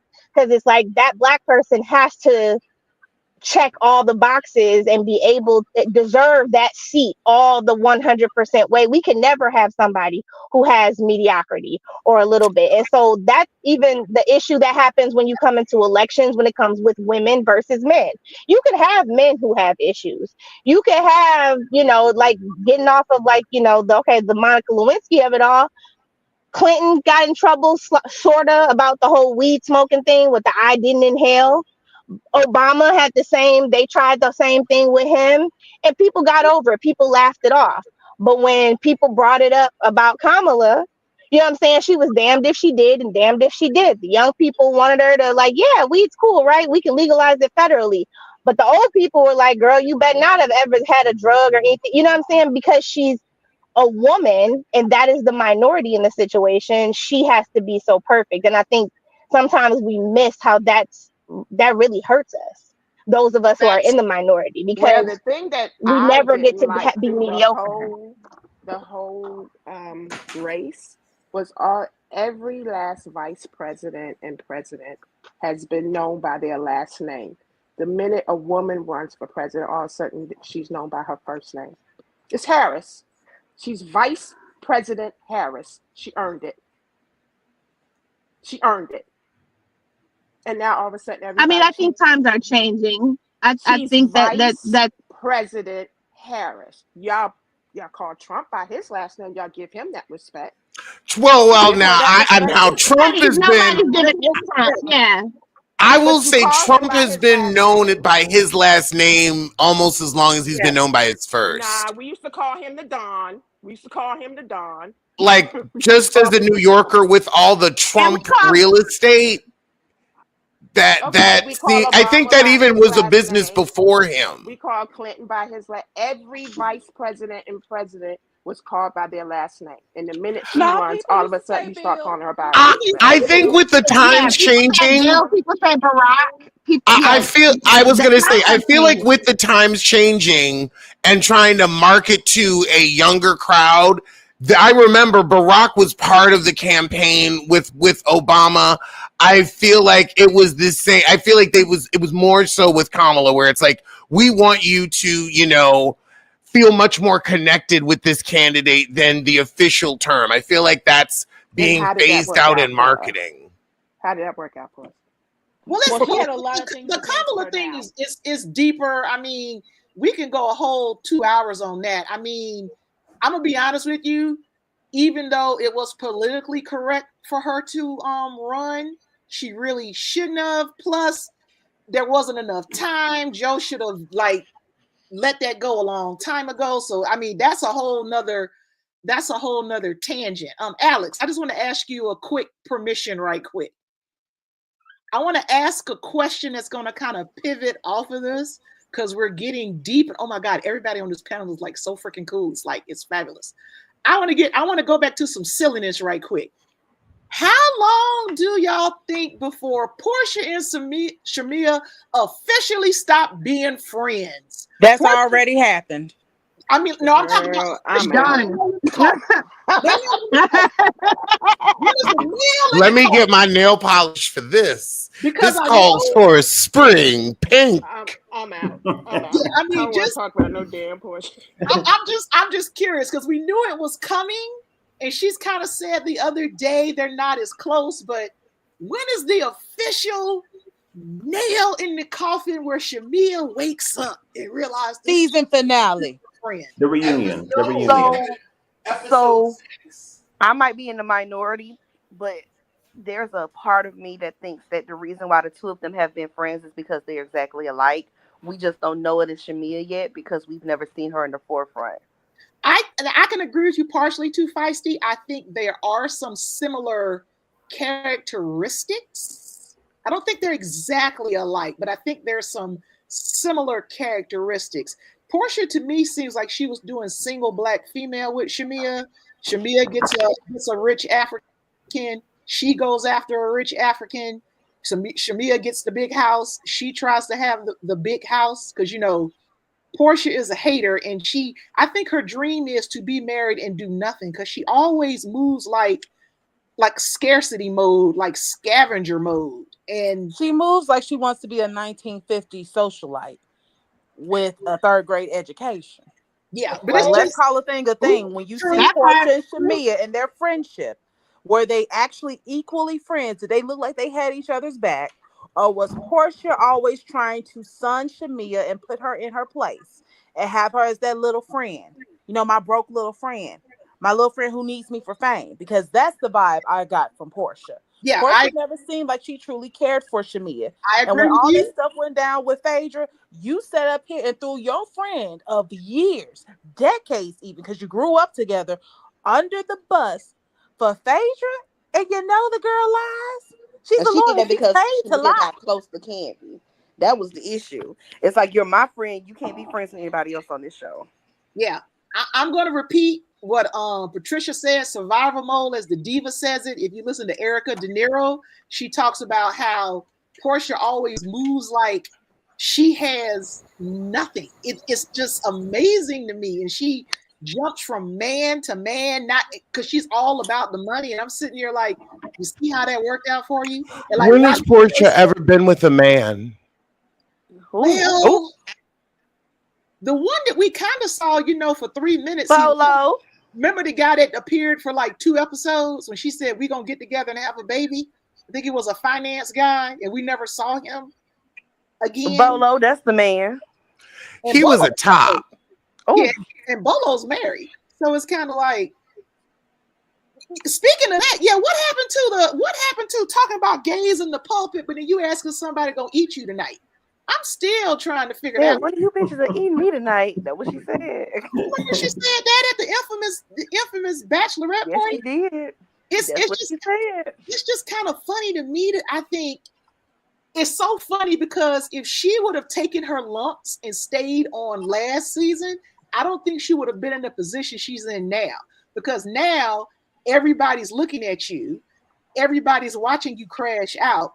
We saw the real Portia on her little family show when she was fighting Dennis's mama. She's yep. trying to control the narrative, and it's like these new girls is like, nah, nah, nah, nah, nah, nah, nah. We coming after you, and I'm here for it. I really wish that old girl was messing with Dennis, even though she's not with Drew, because it's kind of nice seeing Portia not realize she's getting back what she's giving out to everybody, and she gets mad that nobody cares, but you're supposed to care when she does dirt. You're not supposed to do anything, but when you do it, then she got a problem. Nice color. What color is that? This is called Xana by Zoya. A nice soft spring pink. Spring pink. Cordell would love that. Ah! Oh my god. I've given this story arc a lot of thought, and I think it's going to be something that we genuinely enjoy. I think this is going to be when Shamia gives us her realest moment. Because she's going to be genuinely heartbroken to realize, like everyone else has known for years, your friend, my dear, is a gutter snipe. I think it's going to be a 4-episode arc where she's like, I didn't think the show would change our friendship, but it changed our friendship. And Candace's gonna say off camera, I tried to tell you she wasn't shit, but I let the show you. My thing about it too is like I'm also still looking at Shamia rolling my eyes because all summer long, we all were seeing how things were playing out once they started filming. And it's like, why is it everybody versus Drew? What the hell is going on? So now that the show is airing, and I'm realizing, oh, this is starting with Porsha and this whole Dennis thing. And the more they talk, like, I'm never going to forget, like I said, Drew just came out with her album. Shamia released her song. I'm going to be real. I'm holding Shamia to a harsher standard than I normally would because you made it a point to get on your radio show and say, you're a better singer and actress than Drew. Where are the credits, beloved? Where are the credits outside of Tubi? But you are leaning into this whole Drew and Dennis narrative when everybody with some sense know that she is not sleeping with that man. I don't Exactly. bit more think the two of them are even attracted to each other. So you are literally doing this. You're trying to escape this whole thing of being Portia's minion or Portia's lapdog. Meanwhile, you are starting a beef with a new cast member because you're new to this in this capacity because of something that Porsha says or Porsha feels. It gives lame to me. And you have to sit in the stupidity behind that decision. And it makes it even worse because it'd be one thing if this was like a love and hip hop storyline where people are actively, well, they're saying they're working on music and they're in the studio, but nothing ever comes out. Drew actually is making music. And I listened to the album. I gave it a fair listen. the album is really good, all things considered. Like the album isn't bad at all. There are a few songs on that album that I would listen to if Drew was an unknown person. Like she wasn't on a reality show. So it makes you look even worse because that woman was actually in the studio making music and it came out really well. So I have two things I want to say. First off, I agree with you, Feisty, because Angela, she was in New York City. She was doing a lot of press here. And I didn't know who she was, really. I found her really enjoyable. She talked about her hair slip with the wig and the glue. She talked about that she loves Drew. She talked about that she was disappointed with Shamia. Like she was really just honest and upfront in her interview. So I'm like, okay, I'm rooting. I'm interested to see. She don't seem like somebody you should play with, basically. Like she's definitely firm in her thing and she's honest. So I'm looking to see what's going on with that. But when it comes to Porsha, I think that with her, she knows that the viewers wanted to. They have more business for her. They have more questions. They have more. They wanted her to be held accountable for the way that she was and the fact that she evaded a lot of the questions. So what she came in this season doing was to play the victim. She came in and went to the cameras and was like, you know what? I've been victimized because one of my best friends of the world, which I don't believe that to be true about her and Drew, is out here filming with this man and maybe they're talking about me and I feel this way and that way. So she put herself in a victim mode and that way people could feel sorry for her. And that's kind of what I feel is happening with that. I would also say to Drew, I said, don't trust Porsha because she's she's sneaky. So could I see her trying to link up with Ralph to do scenes together and stuff like that? Absolutely. Like mid-season or towards the end, I absolutely see that Porsha want to, cause more drama and be more messy on the show. But I think she wanted to come in playing the victim so people could feel sorry for her. What happened to Porsha's singing career? Dennis could have put her in the studio. Maybe he heard the raw audio. And it's so easy to see what the intention is. Well, why would she work with Dennis? What experience that he has in the music industry? Do you know how many people own labels that have no musical experience? Exactly. Most of the people who run the music industry have no experience as artists. They are the money people, and they get people with the musical abilities and figure out a way to exploit them so that they can make money.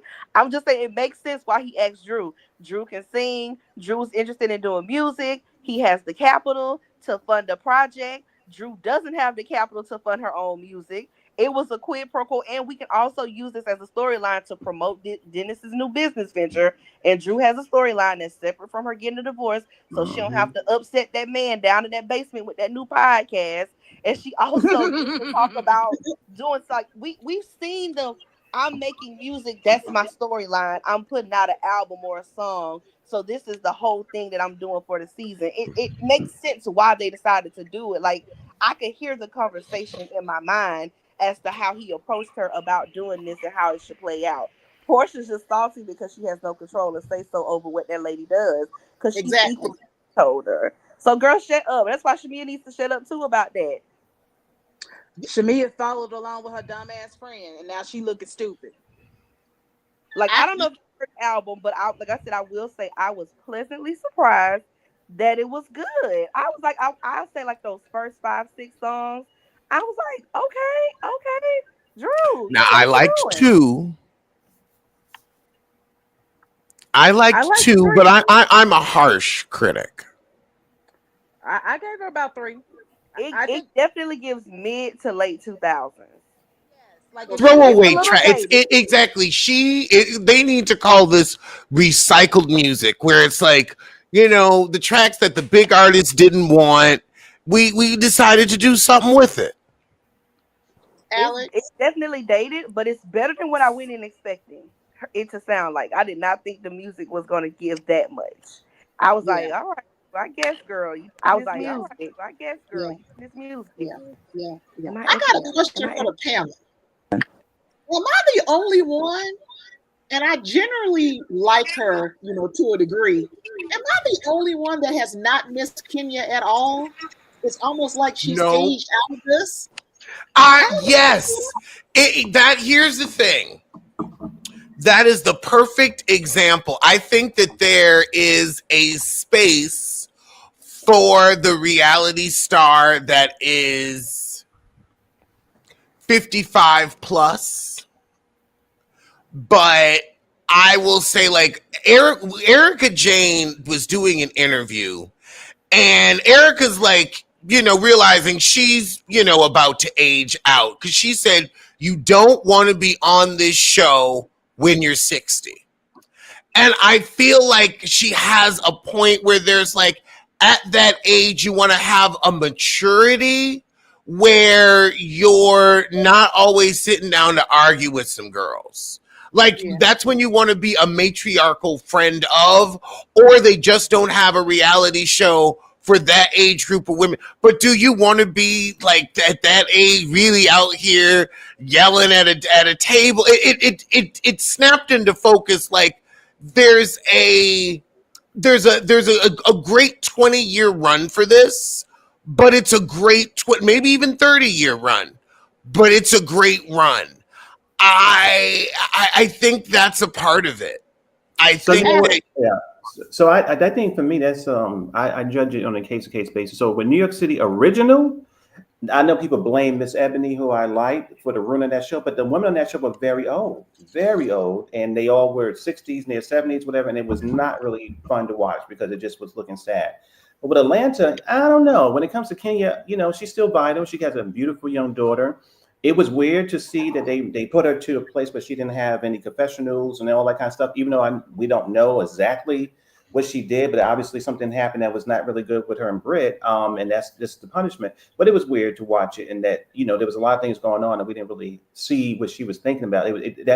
Since she's been on the show, that's never happened, so that definitely was very jarring.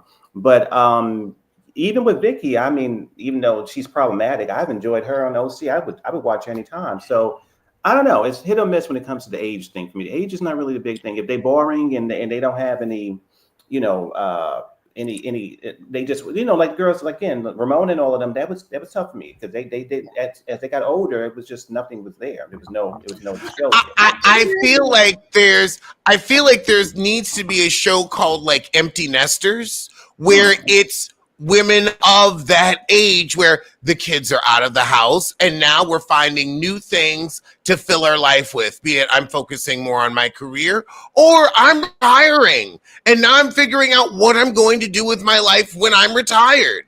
Like, that's been like, I found that interesting, like figuring, like watching my parents figure out what they're going to do with their retirement when like they've been defined by their careers their whole lives is fascinating. Yeah, I think what it is, Alex, with Kenya and the other women, there is no growth. Like, all these women are at this Shamia's house. Nobody asked about Brittany Ring. Now, don't get me wrong. Brittany also wanted to get some started with Kenya. That was very obvious. Mm-hmm. But Kenya's the one asking about her ring and that's your ring and that's your wait, I don't see a wedding band. And it was like, girl, this is not 2008. That it was just kind of like, Kenya, have you not grown in all these years? You're the OG. And it was just kind of little shady stuff she was doing. It was like, girl, you still doing this?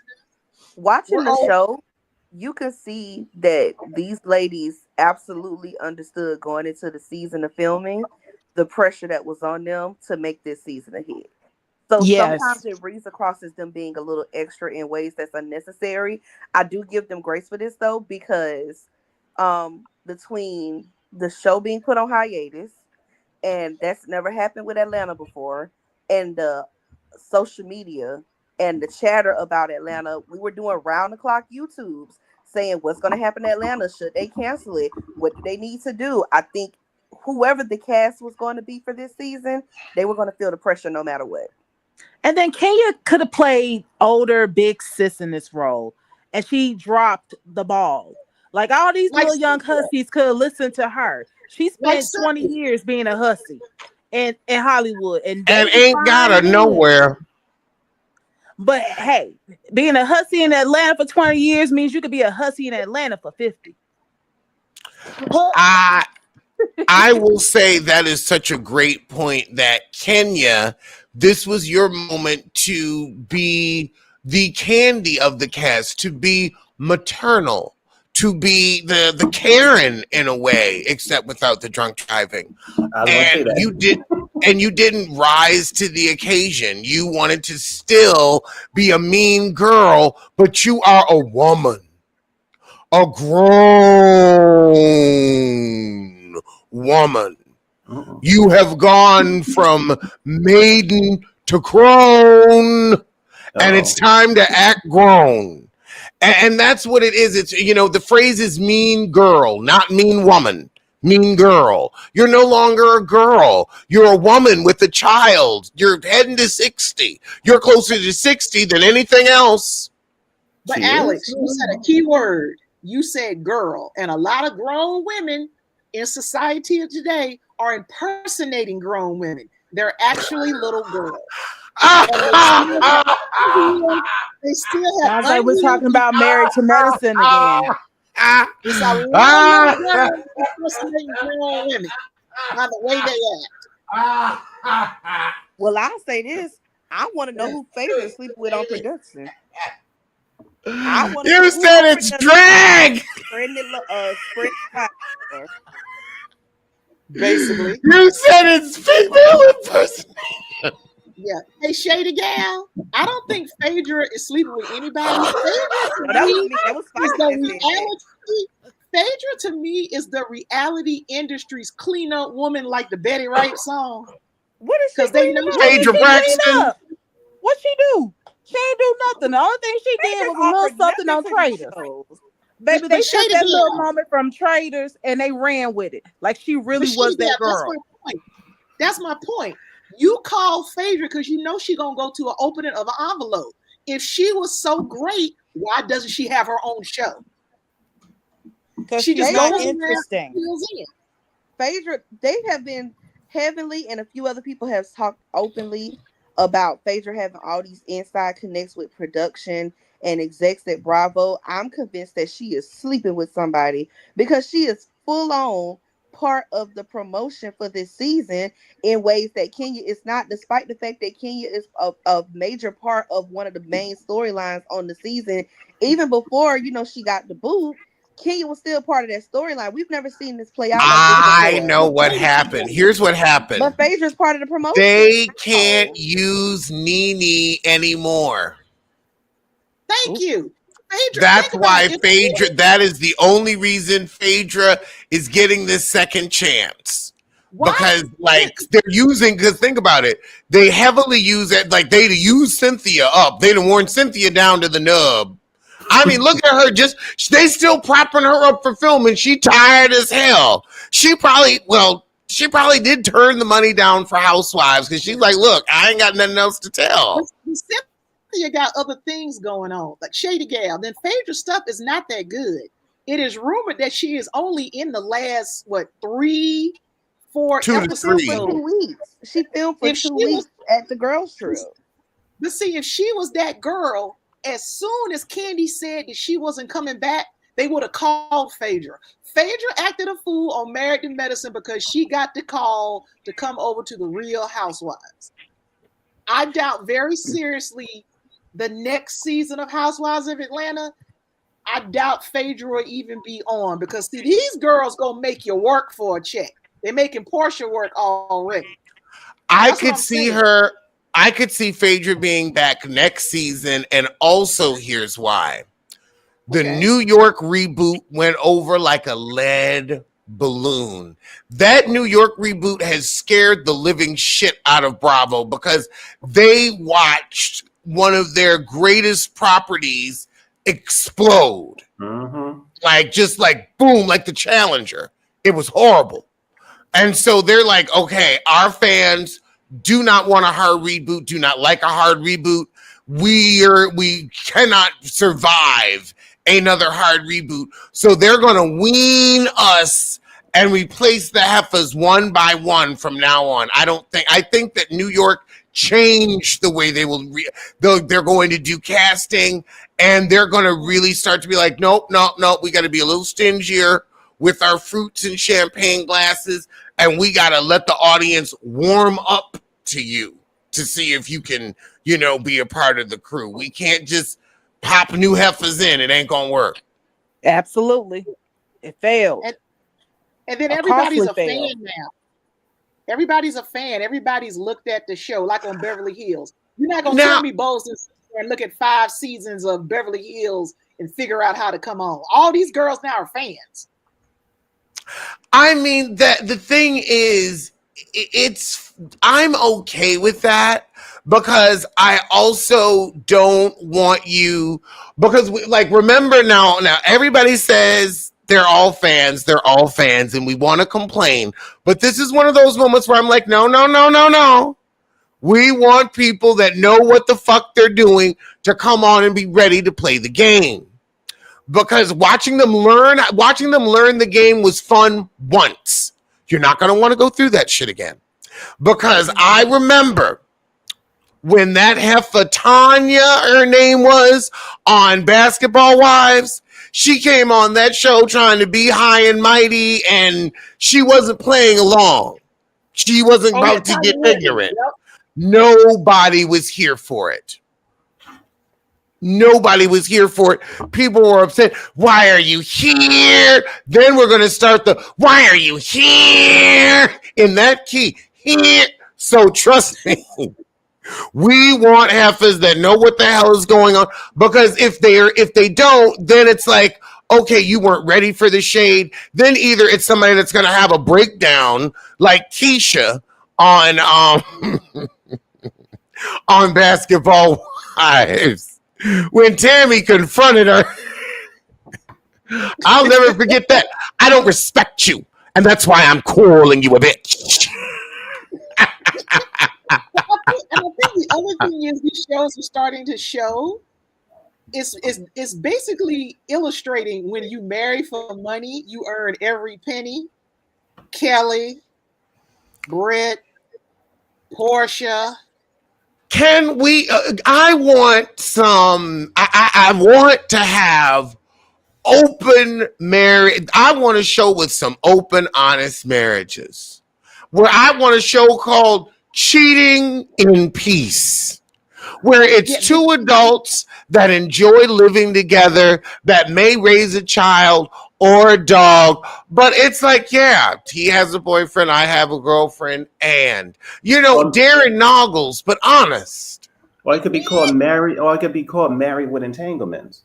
So you want the Chrisleys back? If they'll be honest, because we see in so many of these marriages on these shows, like, y'all think you can act, you can't. Mm-hmm. You can't. They catch your disinterest and disgust. I can tell, like, he don't even want to pick up tampons for Robin. He don't want to pick up a tampon for Robin. He don't care about that woman at all. And it amazes me where we can't have some shows where it's like, why can't your united front be honest? Get all the people in your united front and present the real front. But I want the front. I want to see the real front. Maybe people don't want to see the truth, because look at Will and Jada when they admitted what was really up in their marriage, and now it's like nobody talks about them anymore as relationship goals. Then when they talked about the openness, then she got crucified because August Alsina came out and told all the tea. I'm like, that's because Will's women don't open their mouths. Those NDAs are airtight. You ain't never heard Will's that lady women talk about it. I mean, really? Women? I mean, hey, he's had women with women. Women. Women with vaginas. Y'all are we talking about women with vaginas? Will Smith and women? What did that security guard say? He said I ain't never heard about Will Smith and a woman ever in my life. He was walking around with not a woman. Never a woman with a vagina. No. That security guard said he opened the door and he said. Now maybe a drag queen. Back then they used to call them transvestites, but nothing vaginal. Or it could be co-stars. So y'all never heard about Will and Eva Mendes, allegedly. Y'all know she was a pass around in the industry. They said quite a few people had a ride on that pony. I feel like Eva Mendes was a subject of pretty girl rumors because there's some women, because before I started this, I was a blog girl. And I remember one day I was like, I did a cross reference because they had her sleeping with one guy and sleeping with another guy. And I was like, no, because she couldn't have been sleeping with him because she was in New York that weekend because you said she was sleeping with this one. So I feel like you pretty at that time, they're just going to say you were sleeping around. Yeah. I think people I agree with you, Alex. I wouldn't mind seeing that either, but I think once it's all out in the open, I guess it's not messy because it's all out in the open and a lot of people want to see mess. So isn't that the main issue that Beverly Hills is having right now? I mean, that's the reason why people are calling Garcel villains, because she's trying to get Kyle to open up about the complexity of their marriage, about whether she's with this woman named Morgan or whatever. No, well, Garcel is a villain. Here's why it's looked at as villainous. Because you and I've been doing shorts of old episodes of Pop Roast and the Allegedly show. And child, why did I go back? September 2020. And it's me and Chris talking about Garcel getting picked up for her second season of Beverly Hills. She's on the reel. And we both said, now look, we gave you the sister girl pass for not having a plot line. We gave you, first season at all. Come around next year saying the same thing. It's been 5 years. You ain't had no plot line. So when you go after somebody else's marriage, but we don't see who you're dating, that's when it becomes. But Alex, now what you call Garcel? You said that Garcel was working. How did you say that? That was very funny. You said when you look at Garcel, she is working. Yes, she is working, but you have to this is a show where your work is storyline, where your work is giving life. So you better find a project or something for them to film at. You gotta or here's what you do. You don't go after their marriage. You don't bring it up. You don't make it your place to bring up somebody else's storyline when you don't have storyline. I'm not dating right now. So my single mouth needs to stay off anybody else's relationship. Yeah. I'll talk about your project. I'll talk about your other relationships with the other ladies. I'll talk about your friendship because I got friendships you can talk about too. That's fair. But I'm not going to talk about your relationships when I'm over here single. See, I don't have no issue with Garcel having any type of revealing moments with Dorit or Kyle. And you're right, she's not the most compelling person on the show, but I like that she's not the villain. That's what I'll say. She's not the villain. Yeah. Well, Garcel got put on blast after the first season. Do y'all remember when she went out on a date with that man? It didn't get a lot of publicity, but okay, let me back up. She went out on a date with this man. I can't remember his name. He appeared in the Black Love series with his wife. Okay. The wife and him are in the process now of getting a divorce. And she put out a voice message that Garcel had left begging this man to come back on the show. So she could have a storyline with a man, with a boyfriend or whatever, but he wasn't like her man. And I remember hearing about it, and this soon-to-be ex-wife put it out about Garcel, but I want to have a temper tantrum right now and throw things across the room because I am so sick and tired. You are an actress. If you don't take your ass down to Central fucking Casting, I am so tired of everybody. Oh, get a fucking actor. Hire an actor. Hire a damn actor. They always are getting these bullshit ass friend of a friend guy you went out with twice that ain't got no reason to keep his gums shut. But Alex, how did that work out for Giselle and Stacy? That's probably why she's avoiding that. It was so obvious. It worked for Kenya. Did it though? I mean, so with what's his name? What was that first man that came and brought on the show? Walter. So everybody knew Walter was paid. Nobody believed that. I know it, but listen, it's the simple fact is, did he ever come out with receipts? Did he? I'm trying to remember. Simone did because he's Curtis's nephew, and Simone said on Watch What Happens Live. Yep. She asked him to be on the show. She sure did about a couple of weeks ago. Yep. Yeah, and it was and Cecil confirmed it. But Stacy, it worked because it made her interesting and pitiable. Stacy, we were in on the joke. It was a reality show joke that she knew we were in on. When she put him in that blouse and those culottes. those palazzo pant culottes, those crepe paper culottes. She knew what she was doing. Well, see, Stacey was trying to make sure she was going to get that alimony from that husband. So she wasn't going to Yes. have a real relationship on there. Stacey is another one that don't fool me. The space cadet. Yeah, right. There's another side to her, and I got this weird feeling she and Giselle gonna be going toe to toe next season, and Giselle gonna get a Still she surprise. rises. Cause Stacey from the D, okay, Stacey from Detroit. I would love to see Giselle Bryant meet her match in Stacey and her Mouseketeer ears. I would 100% love that. Yes. Yeah. Well, see, that's Alex. Quick question, because you know the contracts and backgrounds. Are they signing contracts where you can't sue each other? Because ain't no way the stuff that Giselle has done that I would have financially ruined her, like Candace and stuff. There is no way. There is no way. So are they signing contracts where you can't sue each other? Yes, they sign contracts where you can't sue each other. That's the thing to be on this show. You can't sue each other. You can't fight. You can't press charges. You agree. You can't, like, the thing is, they can't stop you, but you agree.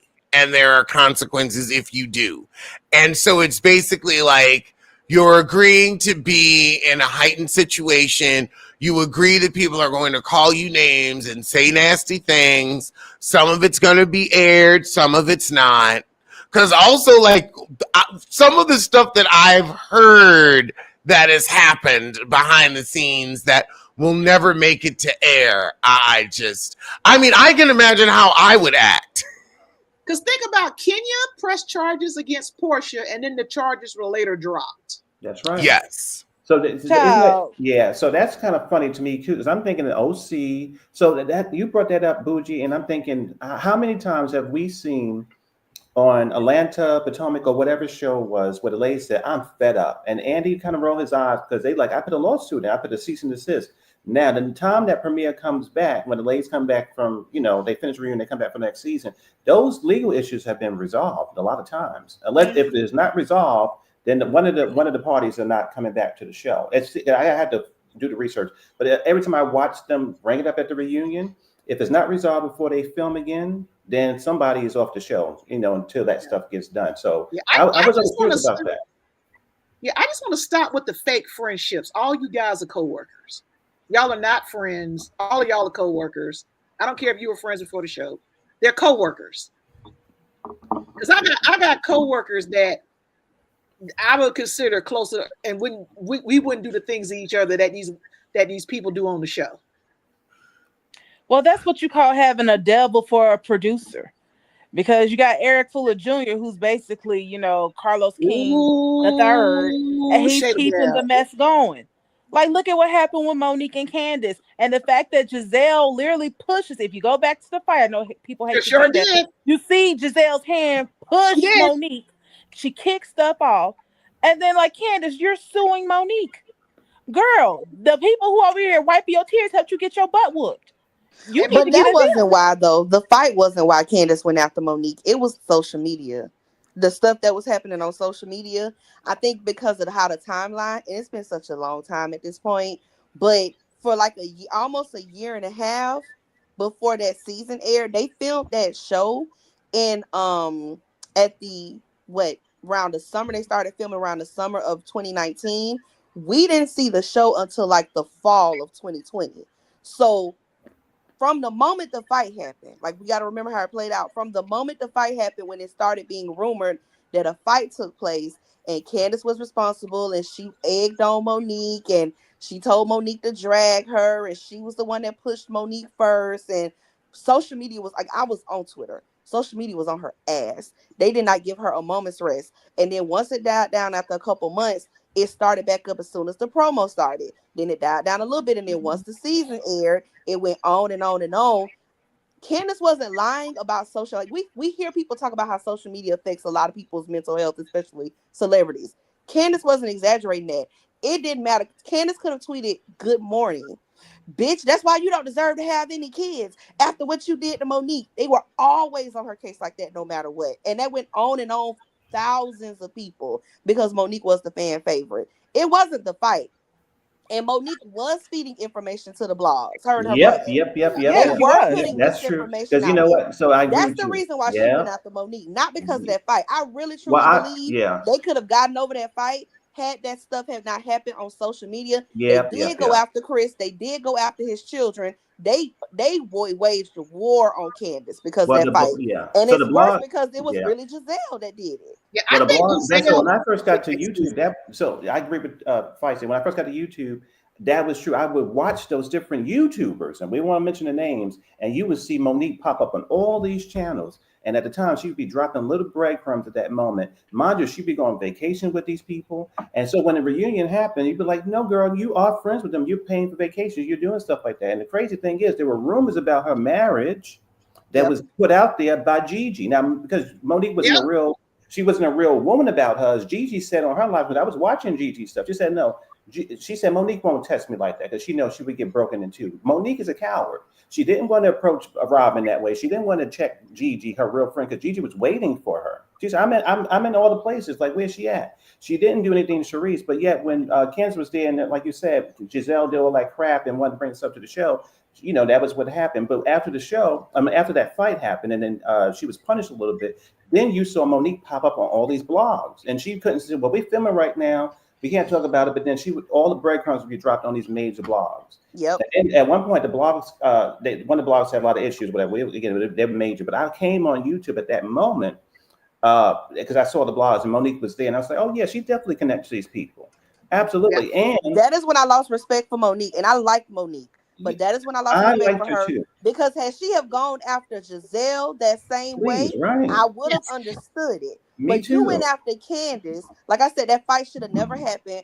You went after Candace on the show and on social media, and Yeah, you never gave that same. It really wasn't until that season aired, and we were like, Monique, why you ain't got no beef with Giselle? If Giselle did this and Giselle did that, why you got all this smoke for Candace? That's when she finally came to the reunion with that binder. That right. binder would not have happened had it not have been people on social media, because Monique I, always I catered I to the respectfully fans. disagree there. And I I, yeah, respectfully disagree because you also need to remember, like, one, when it goes back to the suing happened during the show. So Candace pressed some charges while they were filming.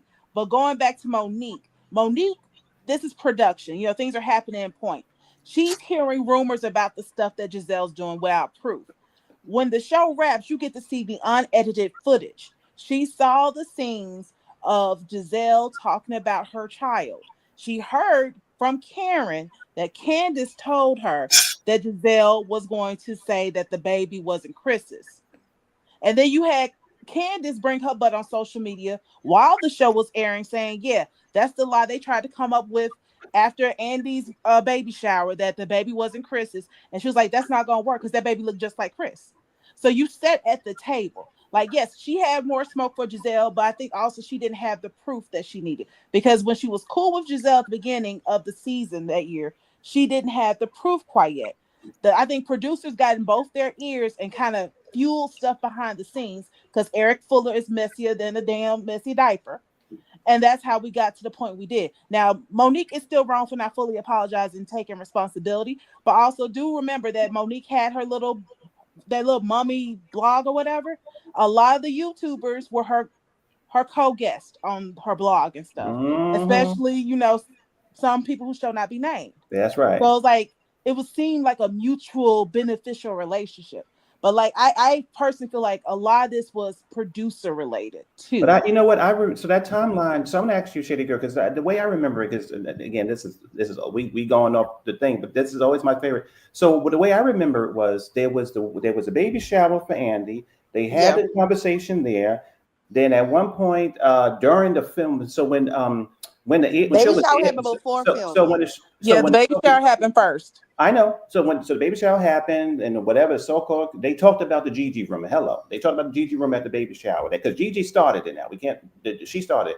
They talked about the room at the baby shower. Okay, they filming things. Before they start filming, okay, Karen had told Monique before they filmed that season, this is what we talked about there and all that stuff. So now we get to the show, okay? So But Monique, remember, hold on, I'm sorry, really quick. Remember, Karen wasn't there. Candace told Karen so she could tell Monique. Yeah, because yeah. they weren't cool. Okay, After so season now Karen wasn't at the baby shower. so now we get no. Well, wait, no. Did you talking about the baby shower for Andy? Yes, Karen Yeah, wasn't Karen because present left. No, for no, that Karen was at the conversation. baby shower, but she left she wasn't at the the she rest of wasn't the at the cast. Yeah, dinner. she wasn't Yeah, Yeah, she present for wasn't at that the dinner. she wasn't conversation. at the dinner. So so Candace now is the one that put her on to what it was so she could tell Monique. yeah, so now that all this is so Monique knew all that before we start filming. Okay, because at the reunion she said, "Well, I knew about this, but keep your enemies close or whatever it is." So we get there, okay, and this is the first season for Wendy. Okay, we had a scene where Wendy's introduced and they all sitting there and they ambush Candace about how they feel, whatever. You fake, you should have told me about Charisse, yada yada, blah blah blah, whatever. Now it's over. The cameras are down. This is when I lost. So I'm going to Feisty's point. Now the cameras are down. Okay, she's mad, supposedly mad, fake mad. She's laughing because Monique is Candace is like, girl, what happened? We friends. What you mad about Charisse? What's going on? It was a quiet mic moment. Not many people remember this, but this is the moment they together. This is the only time that season actually had a conversation. It was after they would ambush Candace and all the girls are gone, and Candace like, don't touch me. And she said, I had to do. Monique said, I had to do it. I'm playing with you. I had to do it. I'm like, girl, wait a minute. You know that this cast is against you. You say that this girl, Candace is your, she doing this, that, whatever. Why are you laughing in this scene? Why are you playing around? Why when she's mad? Why Candace was real in that moment. And yet she never owned up and said, girl, I did it to you because this is what you did. Or this is what she never did. She knew everything at that moment. So now going forward, they're not really talking. Because now, what's her name? Candace is going to the baby shower for Ashley. And they talking right there the same way they said about Monique. They said right there on camera, we got to get off this show. It was right there on camera. They said, we got to get Candace off the show. They did. Monique is there, and all of them are sitting there having a conspiracy about getting Candace off the show because nobody likes her. What's her name? Candace leaves the shower, and she's crying, and Ashley goes outside. Nobody's talking to Candace, but all that stuff that happened at the baby shower and how they talked about Gigi's room and stuff, Monique knows about it. So my issue with Monique is that, girl, you said you don't like when the ladies get it together and talk about you and decide they want to go against you. But now you know about the stuff. You're playing with Candace when you at this scene with ambush her. Now you're at the baby shower. Before she gets there, you're talking with the other ladies who you don't respect about how to get her off the show. Gigi's responsible for the rumor. And Giselle's the one who's been evil and one to really get you out there. So that was where I was confused. And then also to your point, Shady Girl, yeah, Monique had friendships, deep friendships that it doesn't seem apparent right now. But at that time, when the show was filming, as Feisty was saying, the ladies are going to social media. The show is still filming, and she's like, Candace is like, I ate this today, or I felt this, or I did it. And the aggression is there because the blogs, while they're filming, are saying, Candace is the villain this year. She's doing this year. This is happening this year. Before it even comes out, there was a lot of heat going on while the filming was happening. And so that's why when the incident happened, you had Wendy at that couch after the fight happened. I said, wait a minute. How did the blogs find out about what's going on? Because that was because Monique was dropping all that stuff while they were filming. And Candace was getting all the hatred while they were filming. So that was why during the filming of it, she said, listen, I'm over this. This woman's connected to all these people. This is happening. I'm suing this woman. I'm suing her real quick. That was how I saw it. But also, I think Candace took some of the blame of how often Charisse kept popping up in different scenes, even though she wasn't being filmed. Because she came to a lot of Wendy's scenes. Like she was at the baby shower, even though she's not shown on the show, but she was there. She was at the other shower. The Nigerian. They didn't show her in the Nigerian baby shower, but she was there. Okay, you talking about Wendy? Okay, I thought you meant Ashley sipping seat. I was gonna say no. I'm talking about Wendy. Okay, gotcha. Like they kept bringing Charisse around to bring up the Gigi rumor. Yeah, and it seemed like every time this was happening, Candace was there too. So that's what I'm saying. Like that's why I put more of this on production because Charisse wasn't even mic'd up, but you have her coming around because you have the other women going to get. I wouldn't say both of them off, but then once the fight happened, they had more of a reason to get Monique off. Oh, okay. So yeah, I agree with you. So I believe too that Candace, she said it. When she got on the show, she was brought on by Ashley.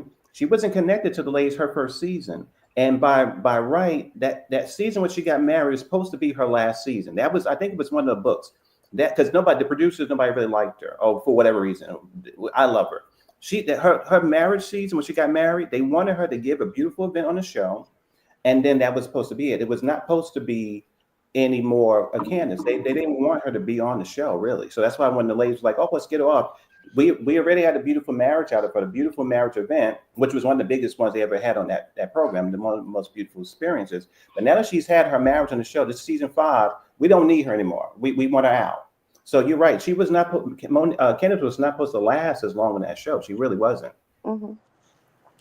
Well, I want to thank you all so much for a delightfully robust conversation. It's good. And does anybody want to let everyone know where they can find them? You could find me randomly on your panel whenever you go live on the weekend. Period. Yeah, I'm Broke with Bougie on IG. I don't post a lot, but that's my IG handle, Broke with Bougie. Well, as I Okie always say, dokie. you guys can find me on formerly known as Twitter, and hit me up and ask me about my book club. Yeah, and I guess everybody's looking at the shows tonight. Yeah. Yep. Absolutely. We can get back together. Great. Yes. I'll be doing my Housewives of Atlanta and Married to Medical tonight. So I'm going to see y'all soon for the recaps. Right. This Bye.